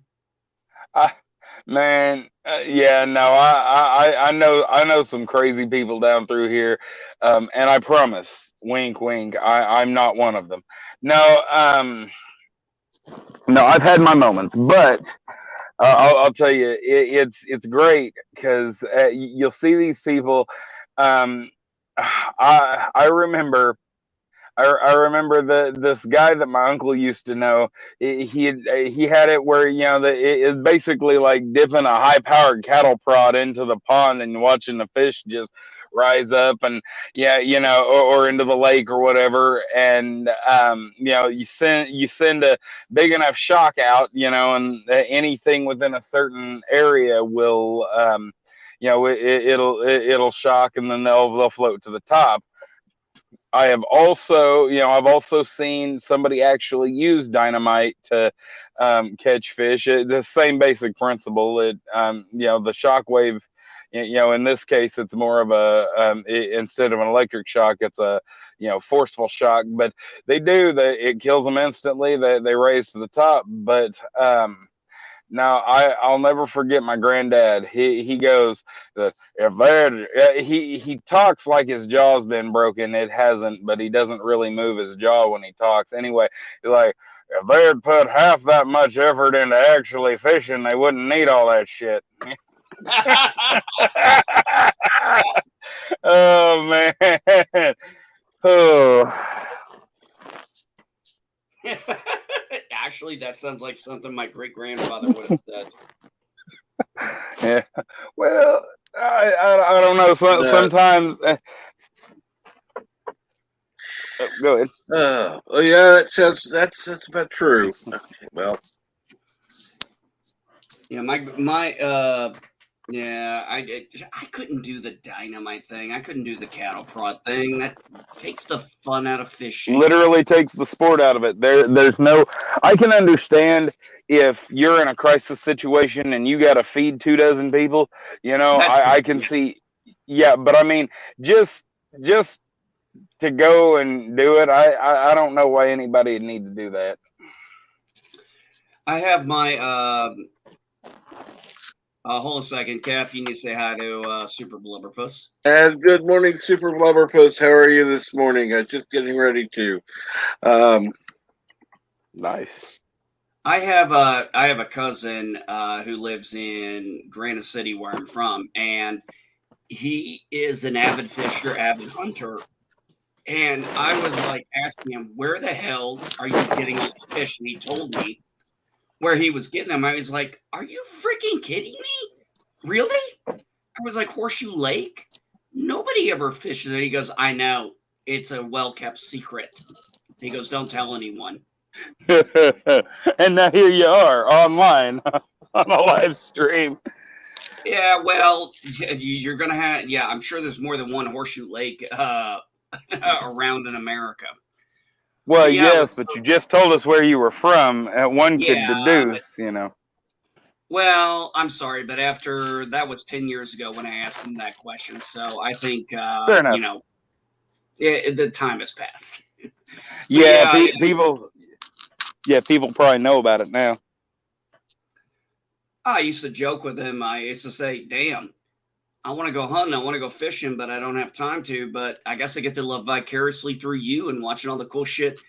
Here's the thing that I've still, because he won't answer this question. And I even asked his mom, he's my second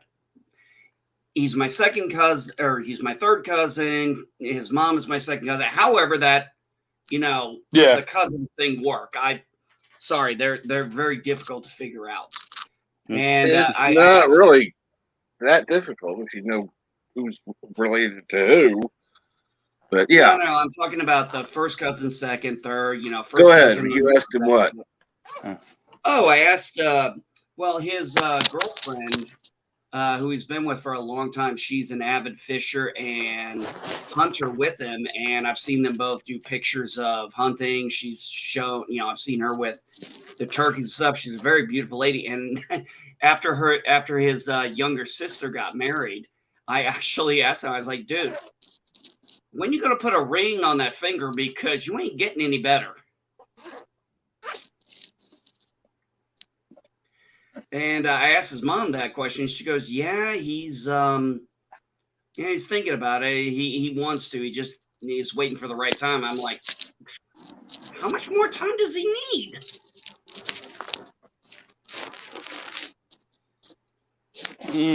Some people have their reasons. I know. I was just giving him a hard time. I was giving him a hard time for fun. Yeah. But I've known his mom, my cousin. Well, shit, I've known him since he was a baby, since he was born. So, and I've known her since she's an RN nurse. But when I first my knew mom's her, an RN. yeah, she followed in a similar footstep as my grandmother as an RN. But I remember she used to be a school bus driver. Yep. NB. Okay. RN is registered nurse. So to call them an RN is calling them a registered nurse. Sometimes that extra nurse, sometimes they deserve that. But yeah, I remember she was the school bus driver over at the middle school that I used to go to, and then the high school, because our middle school and high school were next to each other. And I used to just go over there sometimes as a kid and just say hi and talk to it was kind of a cool thing to be able to talk to a family member right before I went to school. Yep.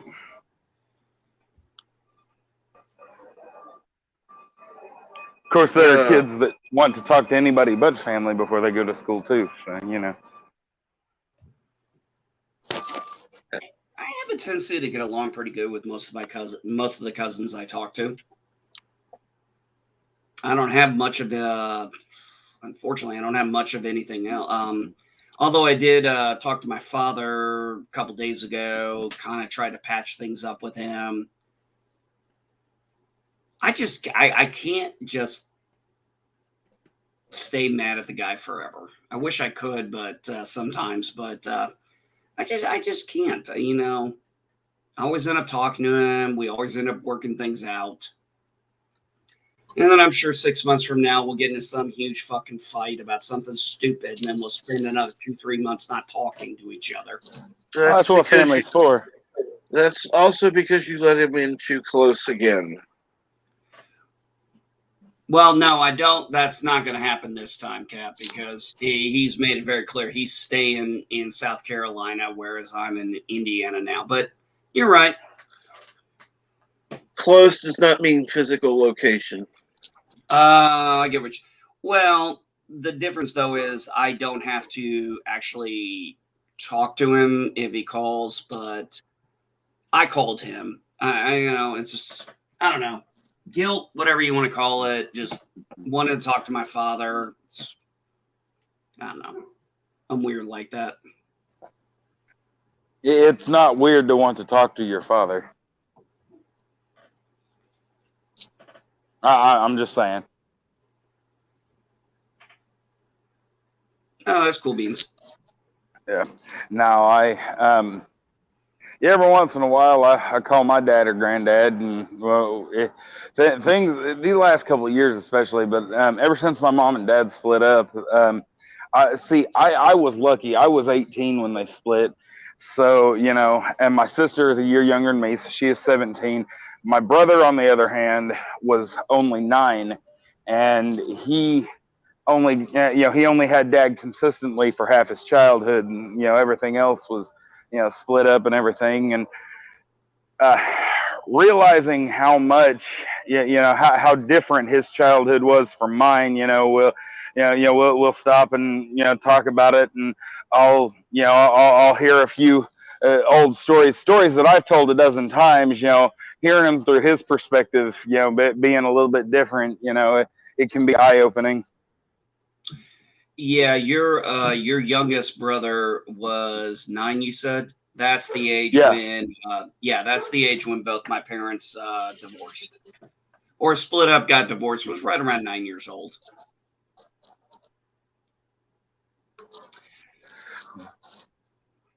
But I was an only child, so I think there's some benefit to that for me, even though my wife says I was deprived.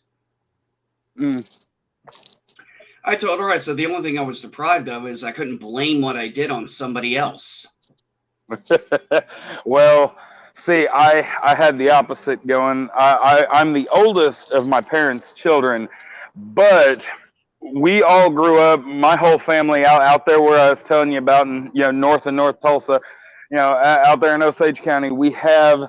The family has 10 acres that they put 5 houses on, and we all grew up. The bright side to that was that there was never a time where if we needed something, if we needed somebody that we weren't all next door to each other. The problem with that is that everybody's up in each other's business way more than they should be at times, and that was a big source of contention. Nobody, even the adults in the family, knew, because I was 16 or I was 15 when my grandma passed. As soon as she was gone, the things came out. Like the family went to war with each other. It was it looked No, it wait, looked like you? and Wait. it looked Once the matriarch died, everything kind of went a little crazy. Yeah, done that. Yeah, my when my grandmother passed away, things started coming out that I was like, what the fuck is going on? It's like, oh, we were holding all this stuff in because of her. And I'm like, it was just crazy, what was coming out of my family after she passed away. Is like, I saw sides of them. I was like, no wonder you guys kept this, because grandma would have beat the shit out of your ass. Oh yeah. See, and that's the thing. We're most of us. I have this guy that I've known since high school. I'm not going to call him a friend, but he comes from a family. You can't even really use the word family to describe the weird, crumbled mess that is his life. I mean, we're talking. His mom is a meth addict. His dad, has spent most of his life in prison. I mean, it is an ugly, convoluted mess that he comes from. No joke. We're sitting around. He was, I forget why we were hanging out, but I was like 21, 22 at the time, and I had gotten like 3 phone calls. One from my mom, one from my aunt, and one from my uncle, and then my sister had was with us. She had come over. She had said something, and he goes, and of all people, he's looking at me. He says, "What the hell is wrong with your family?" And I'm like, "Dude, don't go there."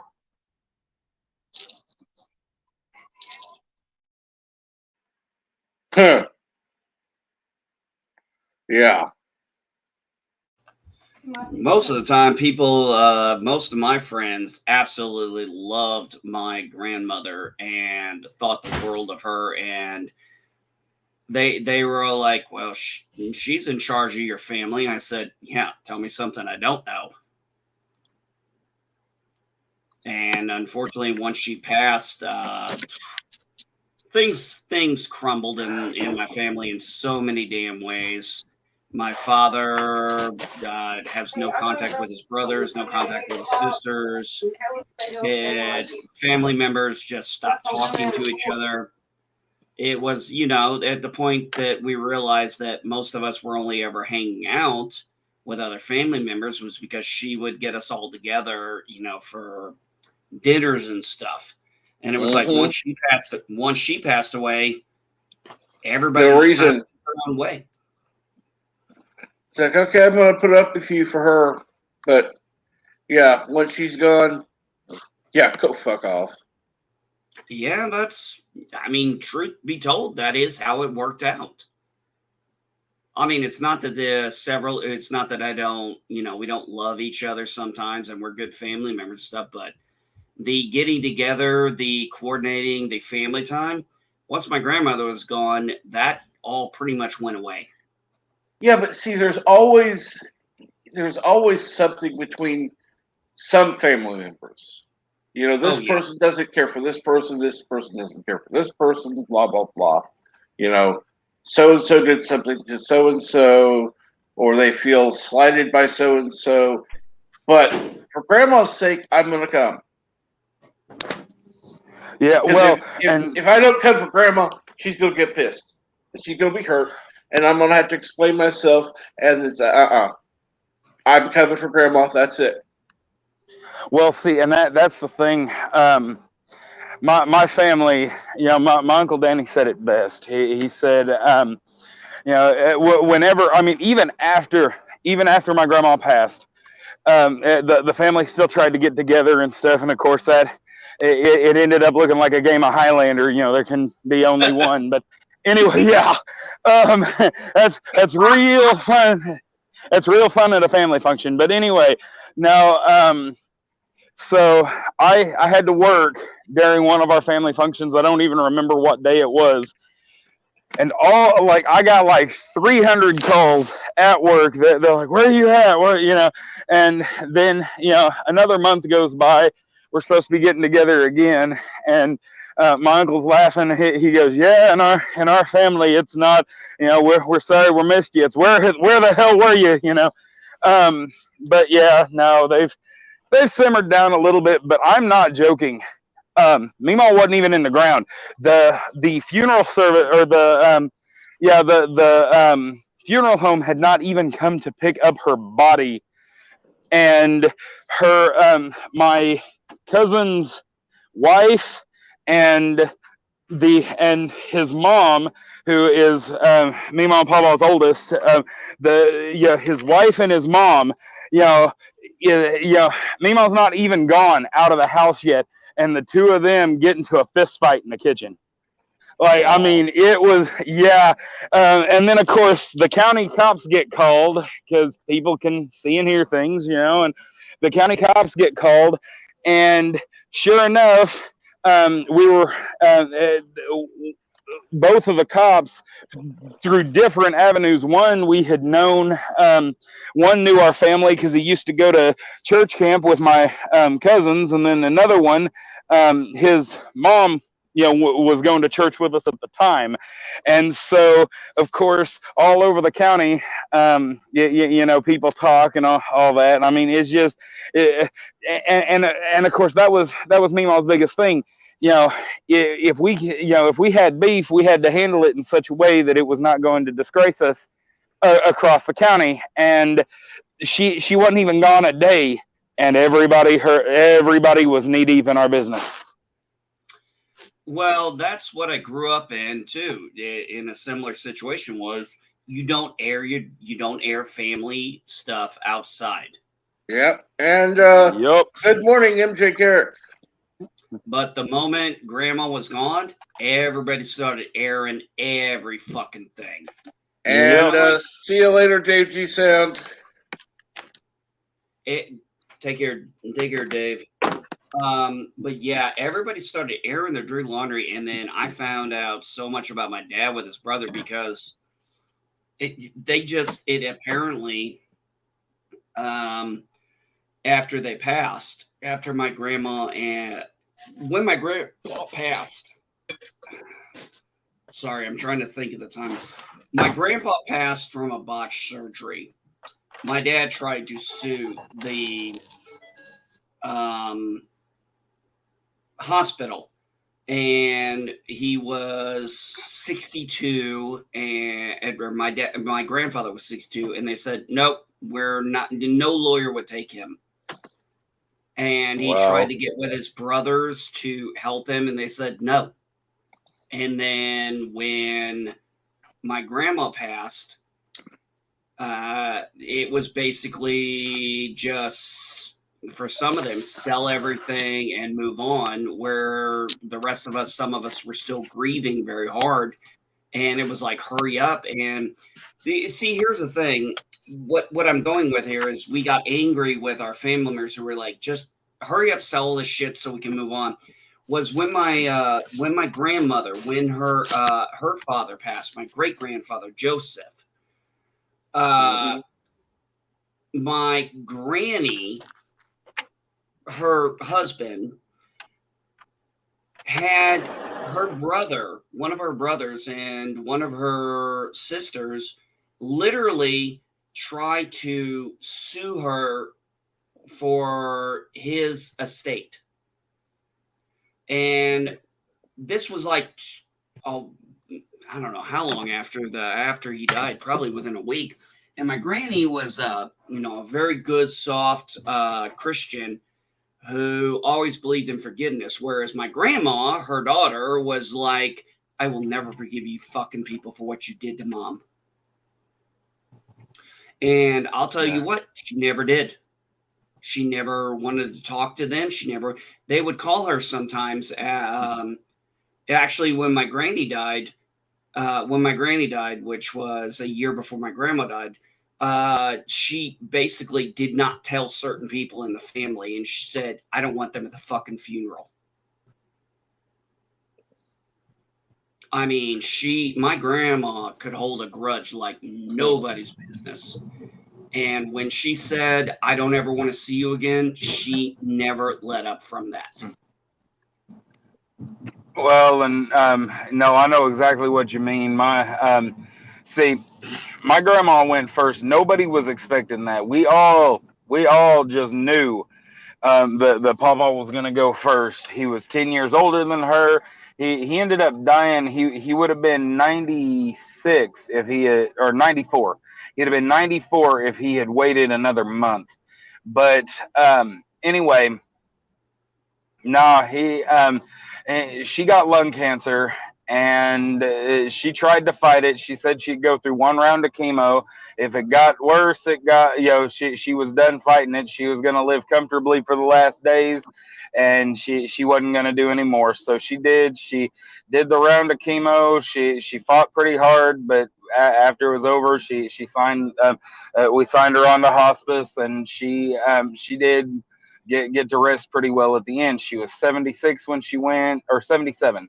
She was 77 when she went, and she felt like she had lived a good long life, and it was it was great. She worried about her kids and grandkids, but it wasn't her problem anymore. And anyway, so Papa's still around. He didn't die until 7 years later. And what's interesting about it is that in that time, depending on which one of his two oldest kids, got a hold of got into his ear, in those 7 years, he changed his will 5 times. And it was a Game of Thrones, like from start to finish, until finally he passed. And the weird convoluted mess that is his estate finally got sorted out about 4 years after he went. So I mean, it was something. But have you ever just looked at something and thought, I am so glad I ain't in the middle of that? Yeah, they're my family, but I'm not in this. I don't have to fight for anything, I just kind of get to watch, with my popcorn, and I mean, at least the veil had already been lifted. Once Mimo was gone and we started seeing people's true nature really kick into high gear, there wasn't really, I mean, and I still love these people. That's why I'm, that's why I'm not dropping names. That's why I'm not, disparaging their character, because grief does weird things to people. And once they get over it, but the families just now, I mean, don't get me wrong, we've got plenty of newer wounds to tend to, but those old wounds have finally started to heal. And it is what it is. And now, as me and my cousins and everybody, that's what I started to say with this. We were all raised so close together. I had a psychologist tell me that that they've never met an oldest child with a middle child complex as bad as mine. But I am always trying. I'm either starting to fight, or I'm trying to stop it. It's never, I'm never in the middle, or I'm always in the middle. Sorry, there's never an in between, but it's the thing is that you know, growing up, I just did not want you know, I didn't want certain people, you know, me, mom, papa mainly, but I didn't want certain, you know, people to know what was going on. So I got really good you know, we got really good at playing shell games against each other, me and the cousins, my siblings and everything, you know. And of course, our parents weren't stupid. They knew that they knew that something was going on, but you know. Yep. Yeah. Yeah, it's always amazing sometimes when we're kids, or maybe now I notice this as a parent and a grandparent now. It's like, or not necessarily with Frederick because he's only 4 months old, but You'll it's get so there. funny when huh? You'll get there. It's so funny sometimes when my kids will try to get away with something. I'm like, Jesus Christ, I tried to do this shit when I was like, and then and I would talk to my parents, and I'm like, oh yeah, we knew what you were doing. Well, and that my now that I'm an adult, my mom has said several times. She goes, you know, boy, you never screwed up the way that me or your dad did, but I'll be darned if you didn't find a damn way to come up with new shit. You know, I'm like, yeah, that was. But the messes I would get myself into were always of an extravagant nature. That you know, it was never something small. If I was in trouble, it was usually pretty darn stupid, and most of the time it wasn't even something I did. It was me trying to help cover up somebody else's stupid ass mistake because I'm far too nice. But, you know, I've gotten over that over the years too. Well, what happened, and I had totally forgot about this until I had talked about, you know, my grandma being angry at some of her aunts and uncles. But what started that even before my granny died was when her brother, my great uncle Odell, died. I actually was getting out of the Marine Corps, and I was going to stay the night at a friend's house, and then I get the call from my grandma because I was very close with her, and telling me, "Hey, your great uncle Odell died." And I'm like, okay, when's the funeral? She told me when the funeral was. I said, okay, I'm going to go ahead and leave tonight. And I left North Carolina, got down to Knoxville, Tennessee, got a hotel. And this is before GPSs. So I'm using the atlas and stuff, and I'm trying to figure out the backward area of Tennessee. And I shit you not, I ended up this van came out from a corner and came out from a turn and was in front of me, had Illinois plates on it, and looked very familiar to me. So I'm on my 2002 cell phone with no service trying to call my grandma. And come to find out, I just started following that van, and it was my grandparents, and I ended up at my granny's house. Oh, that's good. And apparently my grandfather was driving, and he was like, "Get off my ass, kid." And then my grandma was like, "I think it's," and then my grandmother looks at my vehicle, and she told me the story. She's like, "I think that's Jess. I think that's Jess behind us." And sure enough, but what happened was, after my uncle Odell died, he had before he had died, he had married a woman very long time ago, and she had a child, and this was his stepdaughter, who he raised throughout her entire life, pretty much from the time she was like 3 or 4. And the mother had already passed, and he had left his house and certain things to her, his daughter. And one of the uncles sued, trying to say that she shouldn't get this stuff because he wasn't his real daughter.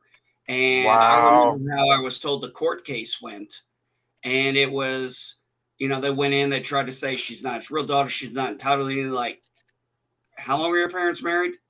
How long did he raise you? Case dismissed. Get the fuck out of here. Yeah.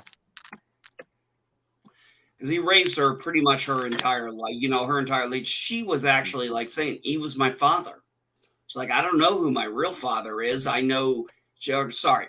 She's like, I don't know who my biological father is, but I know who my real father is. And it was him. Yeah. He raised me for as long as I can remember. And, she's like, I'm sorry that the family has an issue with this, but, he loved me. And, the judge looked at the woman and was like, yeah, fuck this. But my grandmother, that set a tone with my grandmother and certain family members, because what it was the uncle who sued was also his brother. Mm-hmm. And my granny, like I said, being the good kind of Christian she was, never understood. She's like, just, everybody calm down. We can talk this out or something. And my grandmother, with her fucking temper, she was like, I don't want to see you. And then after my granny died and my granny died, she, and they tried to pull the shenanigans they did after she passed. She's like, I want nothing to do with you people.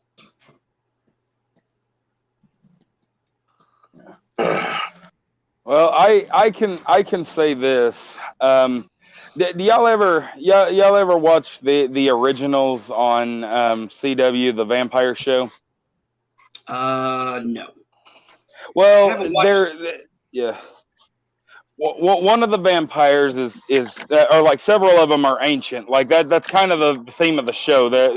I don't know a whole lot about the series, but my mom got really super into it. But there was this one part that she said described our family to a T, and she she is talking about some of the family dynamics, and we're talking about when I say family, I mean these people are thousands of years old, and anyway, but it was an old Islamic text that said it's something like brother may fight brother, but it is us against the infidel, so something like that. That's my family, we might go at each other full on. We might be ready to drop each other off cliffs, Lion King style, but I swear, ain't nobody messes with us. Ain't none of us fights alone. Exactly. Well, as the old saying goes, like that episode of Everybody Loves Raymond, don't talk to your mother like that. You talk to her like that. She's not my mother. That's right. That's right. It's like you'll jump in somebody's face when they go after a family member. It's like don't you talk to them like that. You talk to them like that, like they're family. You don't get to do it. Well, and that's how those boundaries work. Well, like, and oh, go ahead. Go ahead. No, you go ahead. I was gonna say, me and my siblings were incredibly lucky on this front, because when my parents were getting a divorce, I was 18 years old, and of course, how 18-year-old boys are. I thought I was grown, and and that was the thing. I remember my mom saying this. She's like, "You might be big enough to go to jail, but you ain't big enough for me not to whoop." But anyway, the point is that we were not allowed. If we were with our dad, we weren't allowed to say anything bad about our mom. If we were with mom, we weren't allowed to say anything bad about dad. They didn't cuss about each other in front of us, and especially. Yeah, and that's the thing. I was still, even, and of course my little brother being 9 years old, we were still expected to respect our parents. Even during their divorce, we were expected to respect both of our parents. And I've seen a lot of families just let their kids, or they'll tear each other apart and everything. And I've not my mother. The one time during my parents' divorce and subsequently after, I only one time ever disrespected my father in front of my mother. And I was subsequently slapped right across the face and said, "Don't you ever disrespect your father in front of me." I said, "You're not married to him." He goes, "He's still your father." Yep. And, one of the things that unfortunately my ex-wife hasn't figured out, when I got divorced, and, we had a baby together, Trisha, and I always, even when I got remarried, I said, I don't want to disrespect her mother in front of her. Yeah, I had a lot of mean things to say, but never in front of my daughter, because that was her mother. So I was like, no. And sometimes my daughter would say things inappropriate about her mother that even I would agree with. And I'd be like, don't talk about your mother like that. She's like, you hate her. I'm like, she's still your mother. Now, granted, my daughter's an adult now and wants nothing to do with her mother, but that's because that's because of what her mother has done, not what I have done. Mm-hmm. See, that's the thing. A lot of people forget that. They forget to let people hang themselves. To bury their own. Bury themselves. I've got this coworker, former coworker. I will never forget the day we're sitting at work. He got a call, and he left. He came back crying. Now this is a grown man, and he comes back crying. He had just gotten a call from his 24-year-old son, who he had not seen in 10 years. His ex-wife his ex-wife had picked up, left across the country the moment because he was out, trying to provide, trying to trying to work, and his job took him into other states at times. He did construction contracting, but anyway, he because he was gone all the time.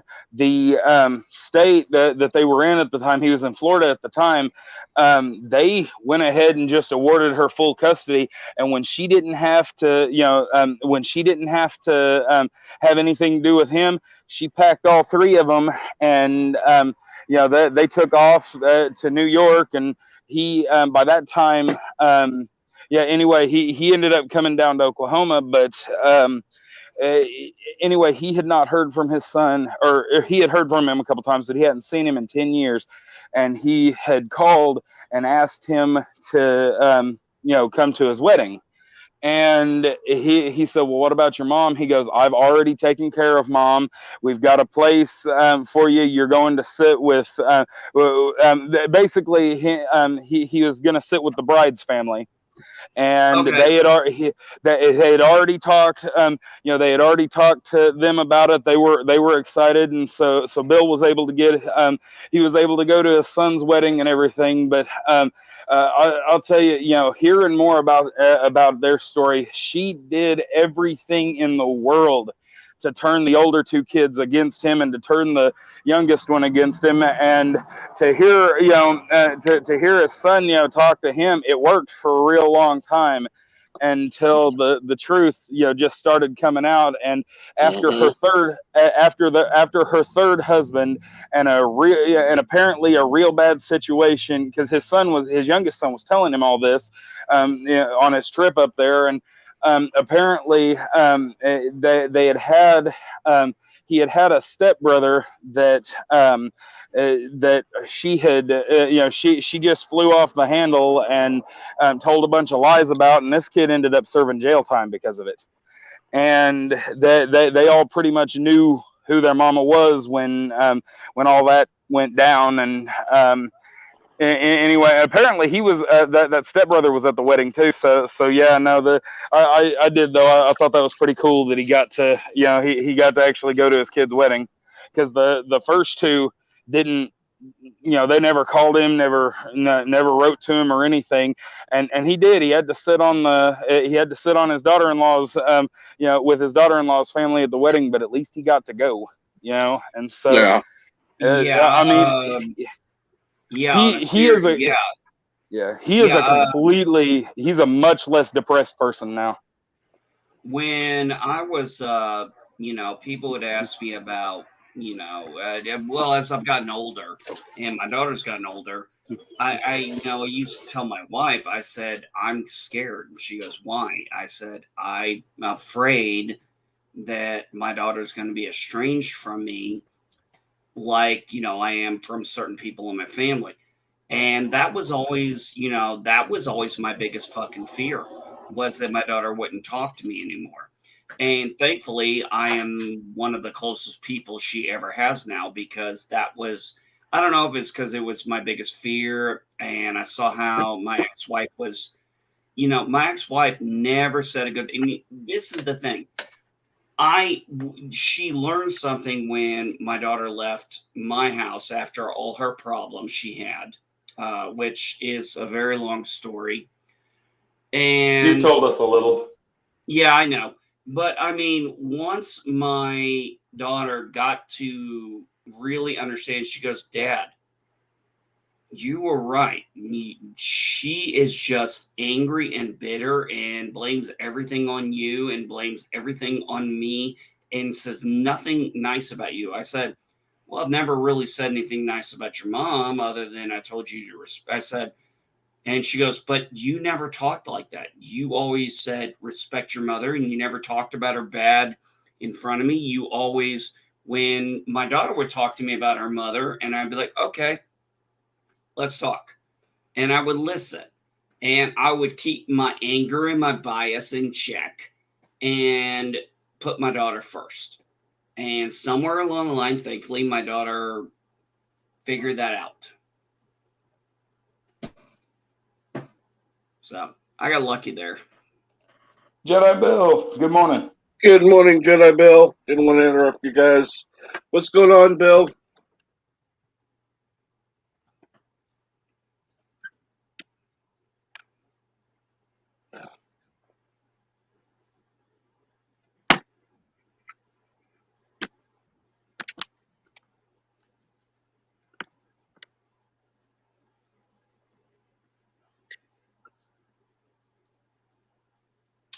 Bill, I will absolutely message you on Twitter. Discord, I obviously I have, but I don't, as I tell people, I don't really like doing Discord. I've been getting used to it. It's been a learning process. Honestly, I honestly don't know what you all don't understand about it. I'm serious. Oh, it's not about not understanding. It's just, I've been working on it. No, it's not that I don't understand it. It's just I don't really prefer the platform when I'm trying to talk to people. It's been a little harder for me to navigate, and I got frustrated, and I went back It's to it's just like sending an email, but it's not an email. You can send a message directly to them, or if they happen to be on, chat. It's not that difficult. It's more the navigating. The groups are different. Yeah, that's I think the problem there, because you'll have different platforms they have on there for post this here, post this there. I don't give a shit about the groups. I join groups so that I can keep in contact with people. That's it. It's about the individual for me. I'm on several groups, but only so I can keep in contact with people and increase the circle of people I talk to. Seriously, it's all about connections. As bad as it sounds, I want to meet new people. I want to make new friends, and I want, the only way to do that is to join these groups. It's kind of like going out to a bar. If you don't go out to the bar, you're not going to meet anybody. If you don't go to the church, you're not going to meet anybody. You can't sit at home and expect to meet new people. Unless it's online. You know what I'm talking about. But you can't sit at home not doing anything and expect to meet new people, because people aren't going to come up to your damn door. Now, my issue with Discord is just where I was saying biggest issue is the breakdown. Post this here, post that there, kind of thing. There's like they have multiple areas where you have to post stuff, and I used to constantly get hits. And I couldn't figure out, it'd be like, hey, somebody's responding on Discord. And then I'm like, okay, which Discord? And then I'm going to Discord. And I'm like, okay, I couldn't figure out where they were. That's why you click on the message as it pops up. Then it automatically takes you there. Well, yeah, that's on my phone. It doesn't happen on my computer, though, unfortunately. It does on the computer. It does on the computer. If you click on it in time, it does. If you let it disappear, it's gone. Then you got to search for it. You got to actually click on that message right there when it pops up. Boom. It'll take you right to it. I did not know that.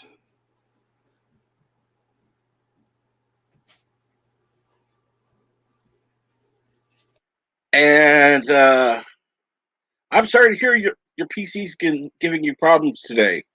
Go to LDG Pixels, or Pickles, I should say. Go to Pickles. Talk to him. Got plenty of people in the community who've been doing that. And go join him. And we've got Super Blubberpuss joining us today. Nice. Morning, guys. How you doing? Doing good. How are you? Good. I just have a question because you guys are talking about Discord. Is it okay if I ask a question? Absolutely. Sure. All right, because I've been trying to figure out why. What is the point of Discord? I mean, like there's not enough apps already. What does Discord do that everything else does not do? Okay. It's instantaneous. Yeah. Do you ever have AOL Instant Messenger or Yes. Okay. It's kind of like that, but you can send offline messages as well. So if they're not on at the time, you send them a message, boom, and it automatically goes through. The next time they're on, they see it. So it's just the same as like Twitter or Facebook Messenger, correct? Basically, yeah. But there are people that hate Twitter. Well, and it's more of it's more secluded. You can sequester an entire group and chat only to that group, and without putting a bunch of public forums. Only the people you want to see what you post will see what you post. Exactly. Same with Facebook, right? Yes. But Facebook makes you do extra steps to get to that, though. Right. Okay. Like you gotta set. I don't mind using chat apps, but when you have like 5 different friends who want you to use 5 different apps, I give up after a while. Oh, that I can agree to. Yeah, because I mean, serious. I'll talk to somebody new and I'll say, "Okay, you want to chat? All right, let's chat." Okay, you have WhatsApp, and I'm like, "Oh, are you serious?" No, I wouldn't use that if I had to. I wouldn't. Just like I don't use TikTok. I don't go to TikTok. You couldn't pay me to watch a TikTok video. Unless somebody's... Now, the only exception I've made to that is when somebody's been doing a YouTube video on a TikTok video. They're usually making fun of it, going, "Oh my God, this person is stupid as hell." I hate TikTok. A lot of TikTokers have been sharing their older videos on YouTube Shorts now, so I guess that counts too. Well, not only that though, but they use a lot of TikTok videos for clickbait now. Yeah. Yeah. I don't know. I think when I get my channel up and going, I'm probably going to use TikTok as commercials, like the commercials to plug my channel. Absolutely. You can post. You can do that for my channel too, since I'm not joining TikTok. Oh yeah, I certainly wouldn't mind. Telling several of my friends, I'm like, okay, let's do this, and I'll hell, if y'all wanted to record some small videos and email them to me or something, so I could add them, that kind of thing. I'm certainly more than willing to help you guys out. Oh, TikTok wow, appreciate it.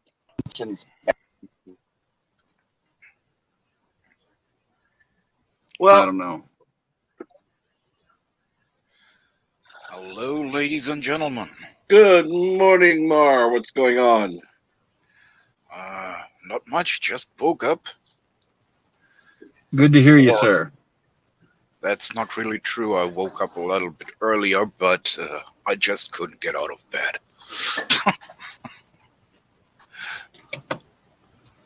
Well, you're here now. I'm here now. All hail the king. Elvis, Elvis, Elvis.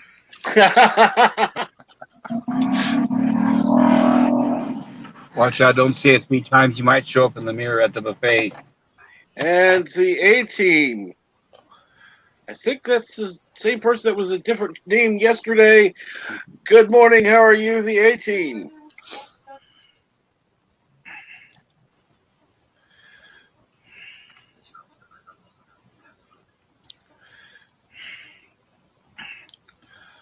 So, little change of topic. Absolutely. For those of you who still have Netflix, I would like to know if you have the Korean TV series Squid Game on it. Because I'm not so sure if the USA, or I'm sure that the USA doesn't get the same shows that Germany gets, and I would like to know if you could watch it if you still have Netflix. I don't have access to Netflix, so I can't say. Is it a good show? It's called Squid Game. It's great. What's it called? Squid Game. Squid Game. Is that a game show? Not really. And yes, it is. It's well, how do I put it? It's a psycho show, actually. They have 456 participants joining kind of a game show that is with kid games, or games for kids. And those who get disqualified or doesn't make it to the end of the game get shot. With what? Yeah, I can tell you right now, that's definitely not in the U.S. They're not going to show that.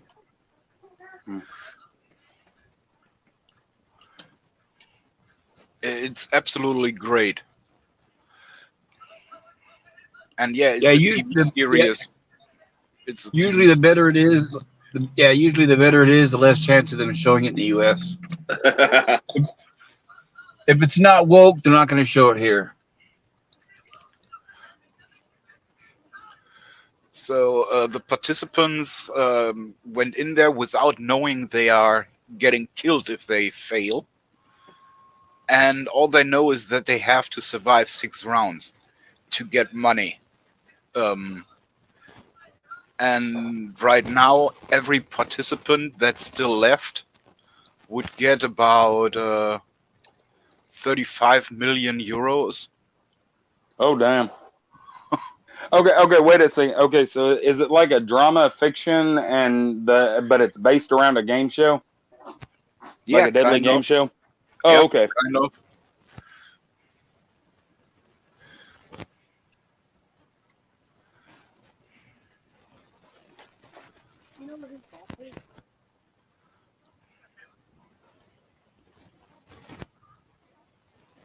Oh.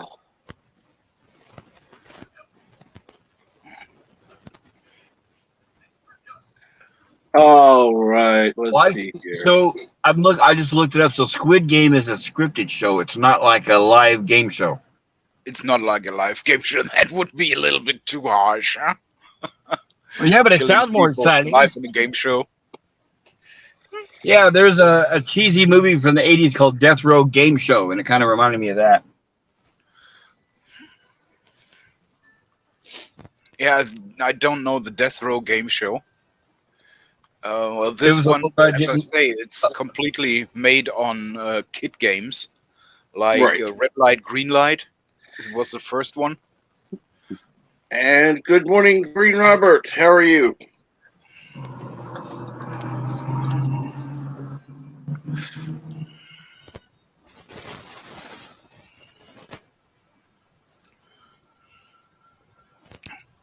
Then they had to play with marbles.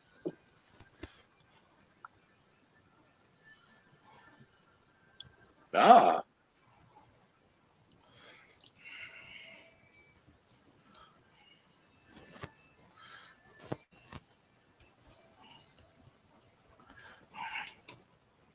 I told you it's been in there too long.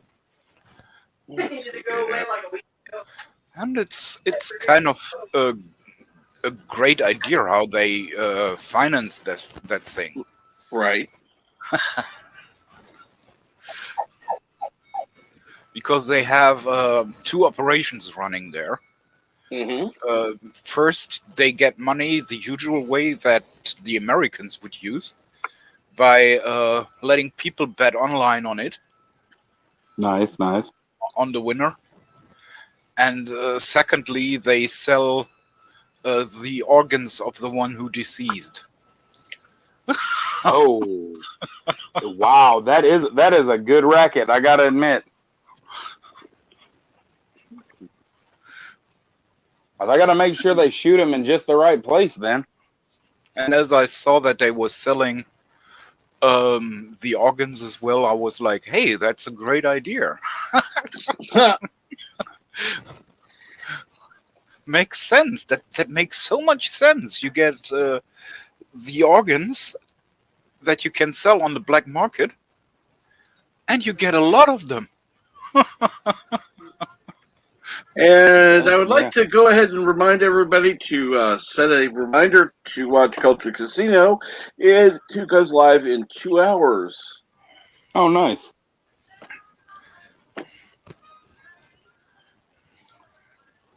I'm not usually on Wednesday mornings, so yeah.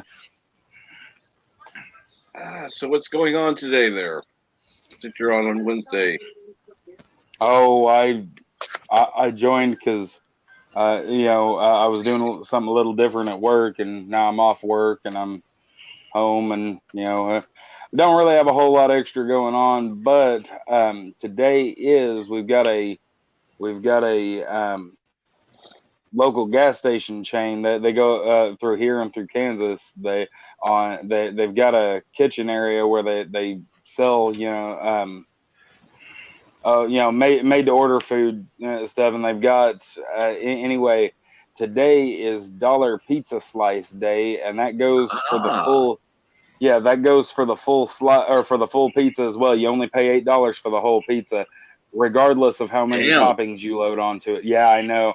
And since I've been on this diet, I can't eat actual bread, but they've got a cauliflower crust that's really low in carbs, and so so it feels like I'm cheating, even though I'm not. And so it's been pretty good.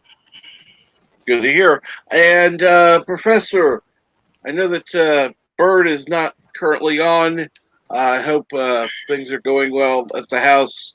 If you have Mamo Pray on Facebook, I would appreciate if you could message her. Because I know that she lets more people at her than Bird does. And see how things are going there at the house. She's probably busy, of course, but so we've got her phone on her.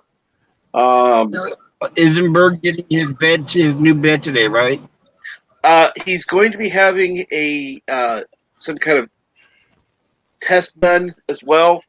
So, and then sometime today he's going to be getting the new beds. They got to move him into the chair, move the new bed in, move the old bed out, get the new bed set up.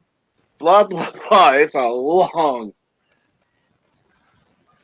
Well, if you know Bird's Facebook, just look for her. She has the same, well, Dib. I'll just say that. And look for that on Facebook under Bird's thing. You'll see her, and yeah, you can message her that way. I mean, you could message Bird actually too, but I figured he might be a little busy or not able to respond. I don't know. Yeah. I have a feeling if he's getting into bed, he bed probably will be has to there take apart his today, computer and all. and everything will go smoothly because, granted, the room's not exactly huge. It's not tiny, but it's not big enough for 2 beds being set up and the chair and all the stuff Bird needs. I mean, it's a house, not a resort. And I'm surprised you don't have it on Facebook. That's a shame. That's a bloody shame. Bad, Professor. Next, you're going to tell us that your favorite doctor is Jodie Whittaker. Oh, your absolute favorite doctor. That's just mean, Cap. And that Discovery is the best Star Trek ever. Are you trying to kill the man?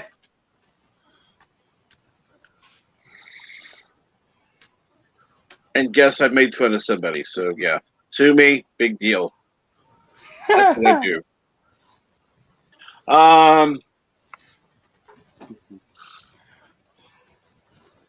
And Froggy said, ouch, that's just mean.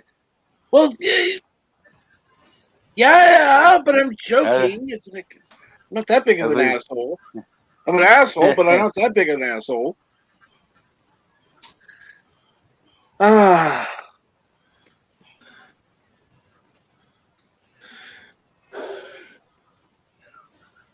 So what is going on today, Mar? Well, so far, not much, to be fair. Well, what's the word? What's the word I'm looking for? Good, because I was joking. You liking Discovery, that would be, sacrilegious. Huh. So Jodie Whittaker, not over there. We have had the chimney sweeper here this morning. Oh, my God. Nice.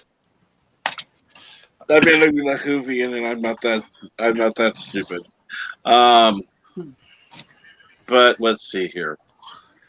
Like I said, Culture Casino will be on in, let's see here now, about 110 minutes, whatever the hell that is. 112. 120 minutes is 2 hours, so yeah, whatever it is. 7 minutes under 2 hours. Anyhow, I'm going to go ahead and end this stream right now. I do appreciate everyone stopping by. I want to thank you everyone who's been on the panel, including today we had Yvette. We also had Birdo Prey 5 and many more. I do want to thank everyone who's been on the panel, everyone who's been in the chat. Thank you ever so much for coming, and have a great day. Bye, guys. Thanks a lot for having us. Arrivederci. Have a good one, everybody.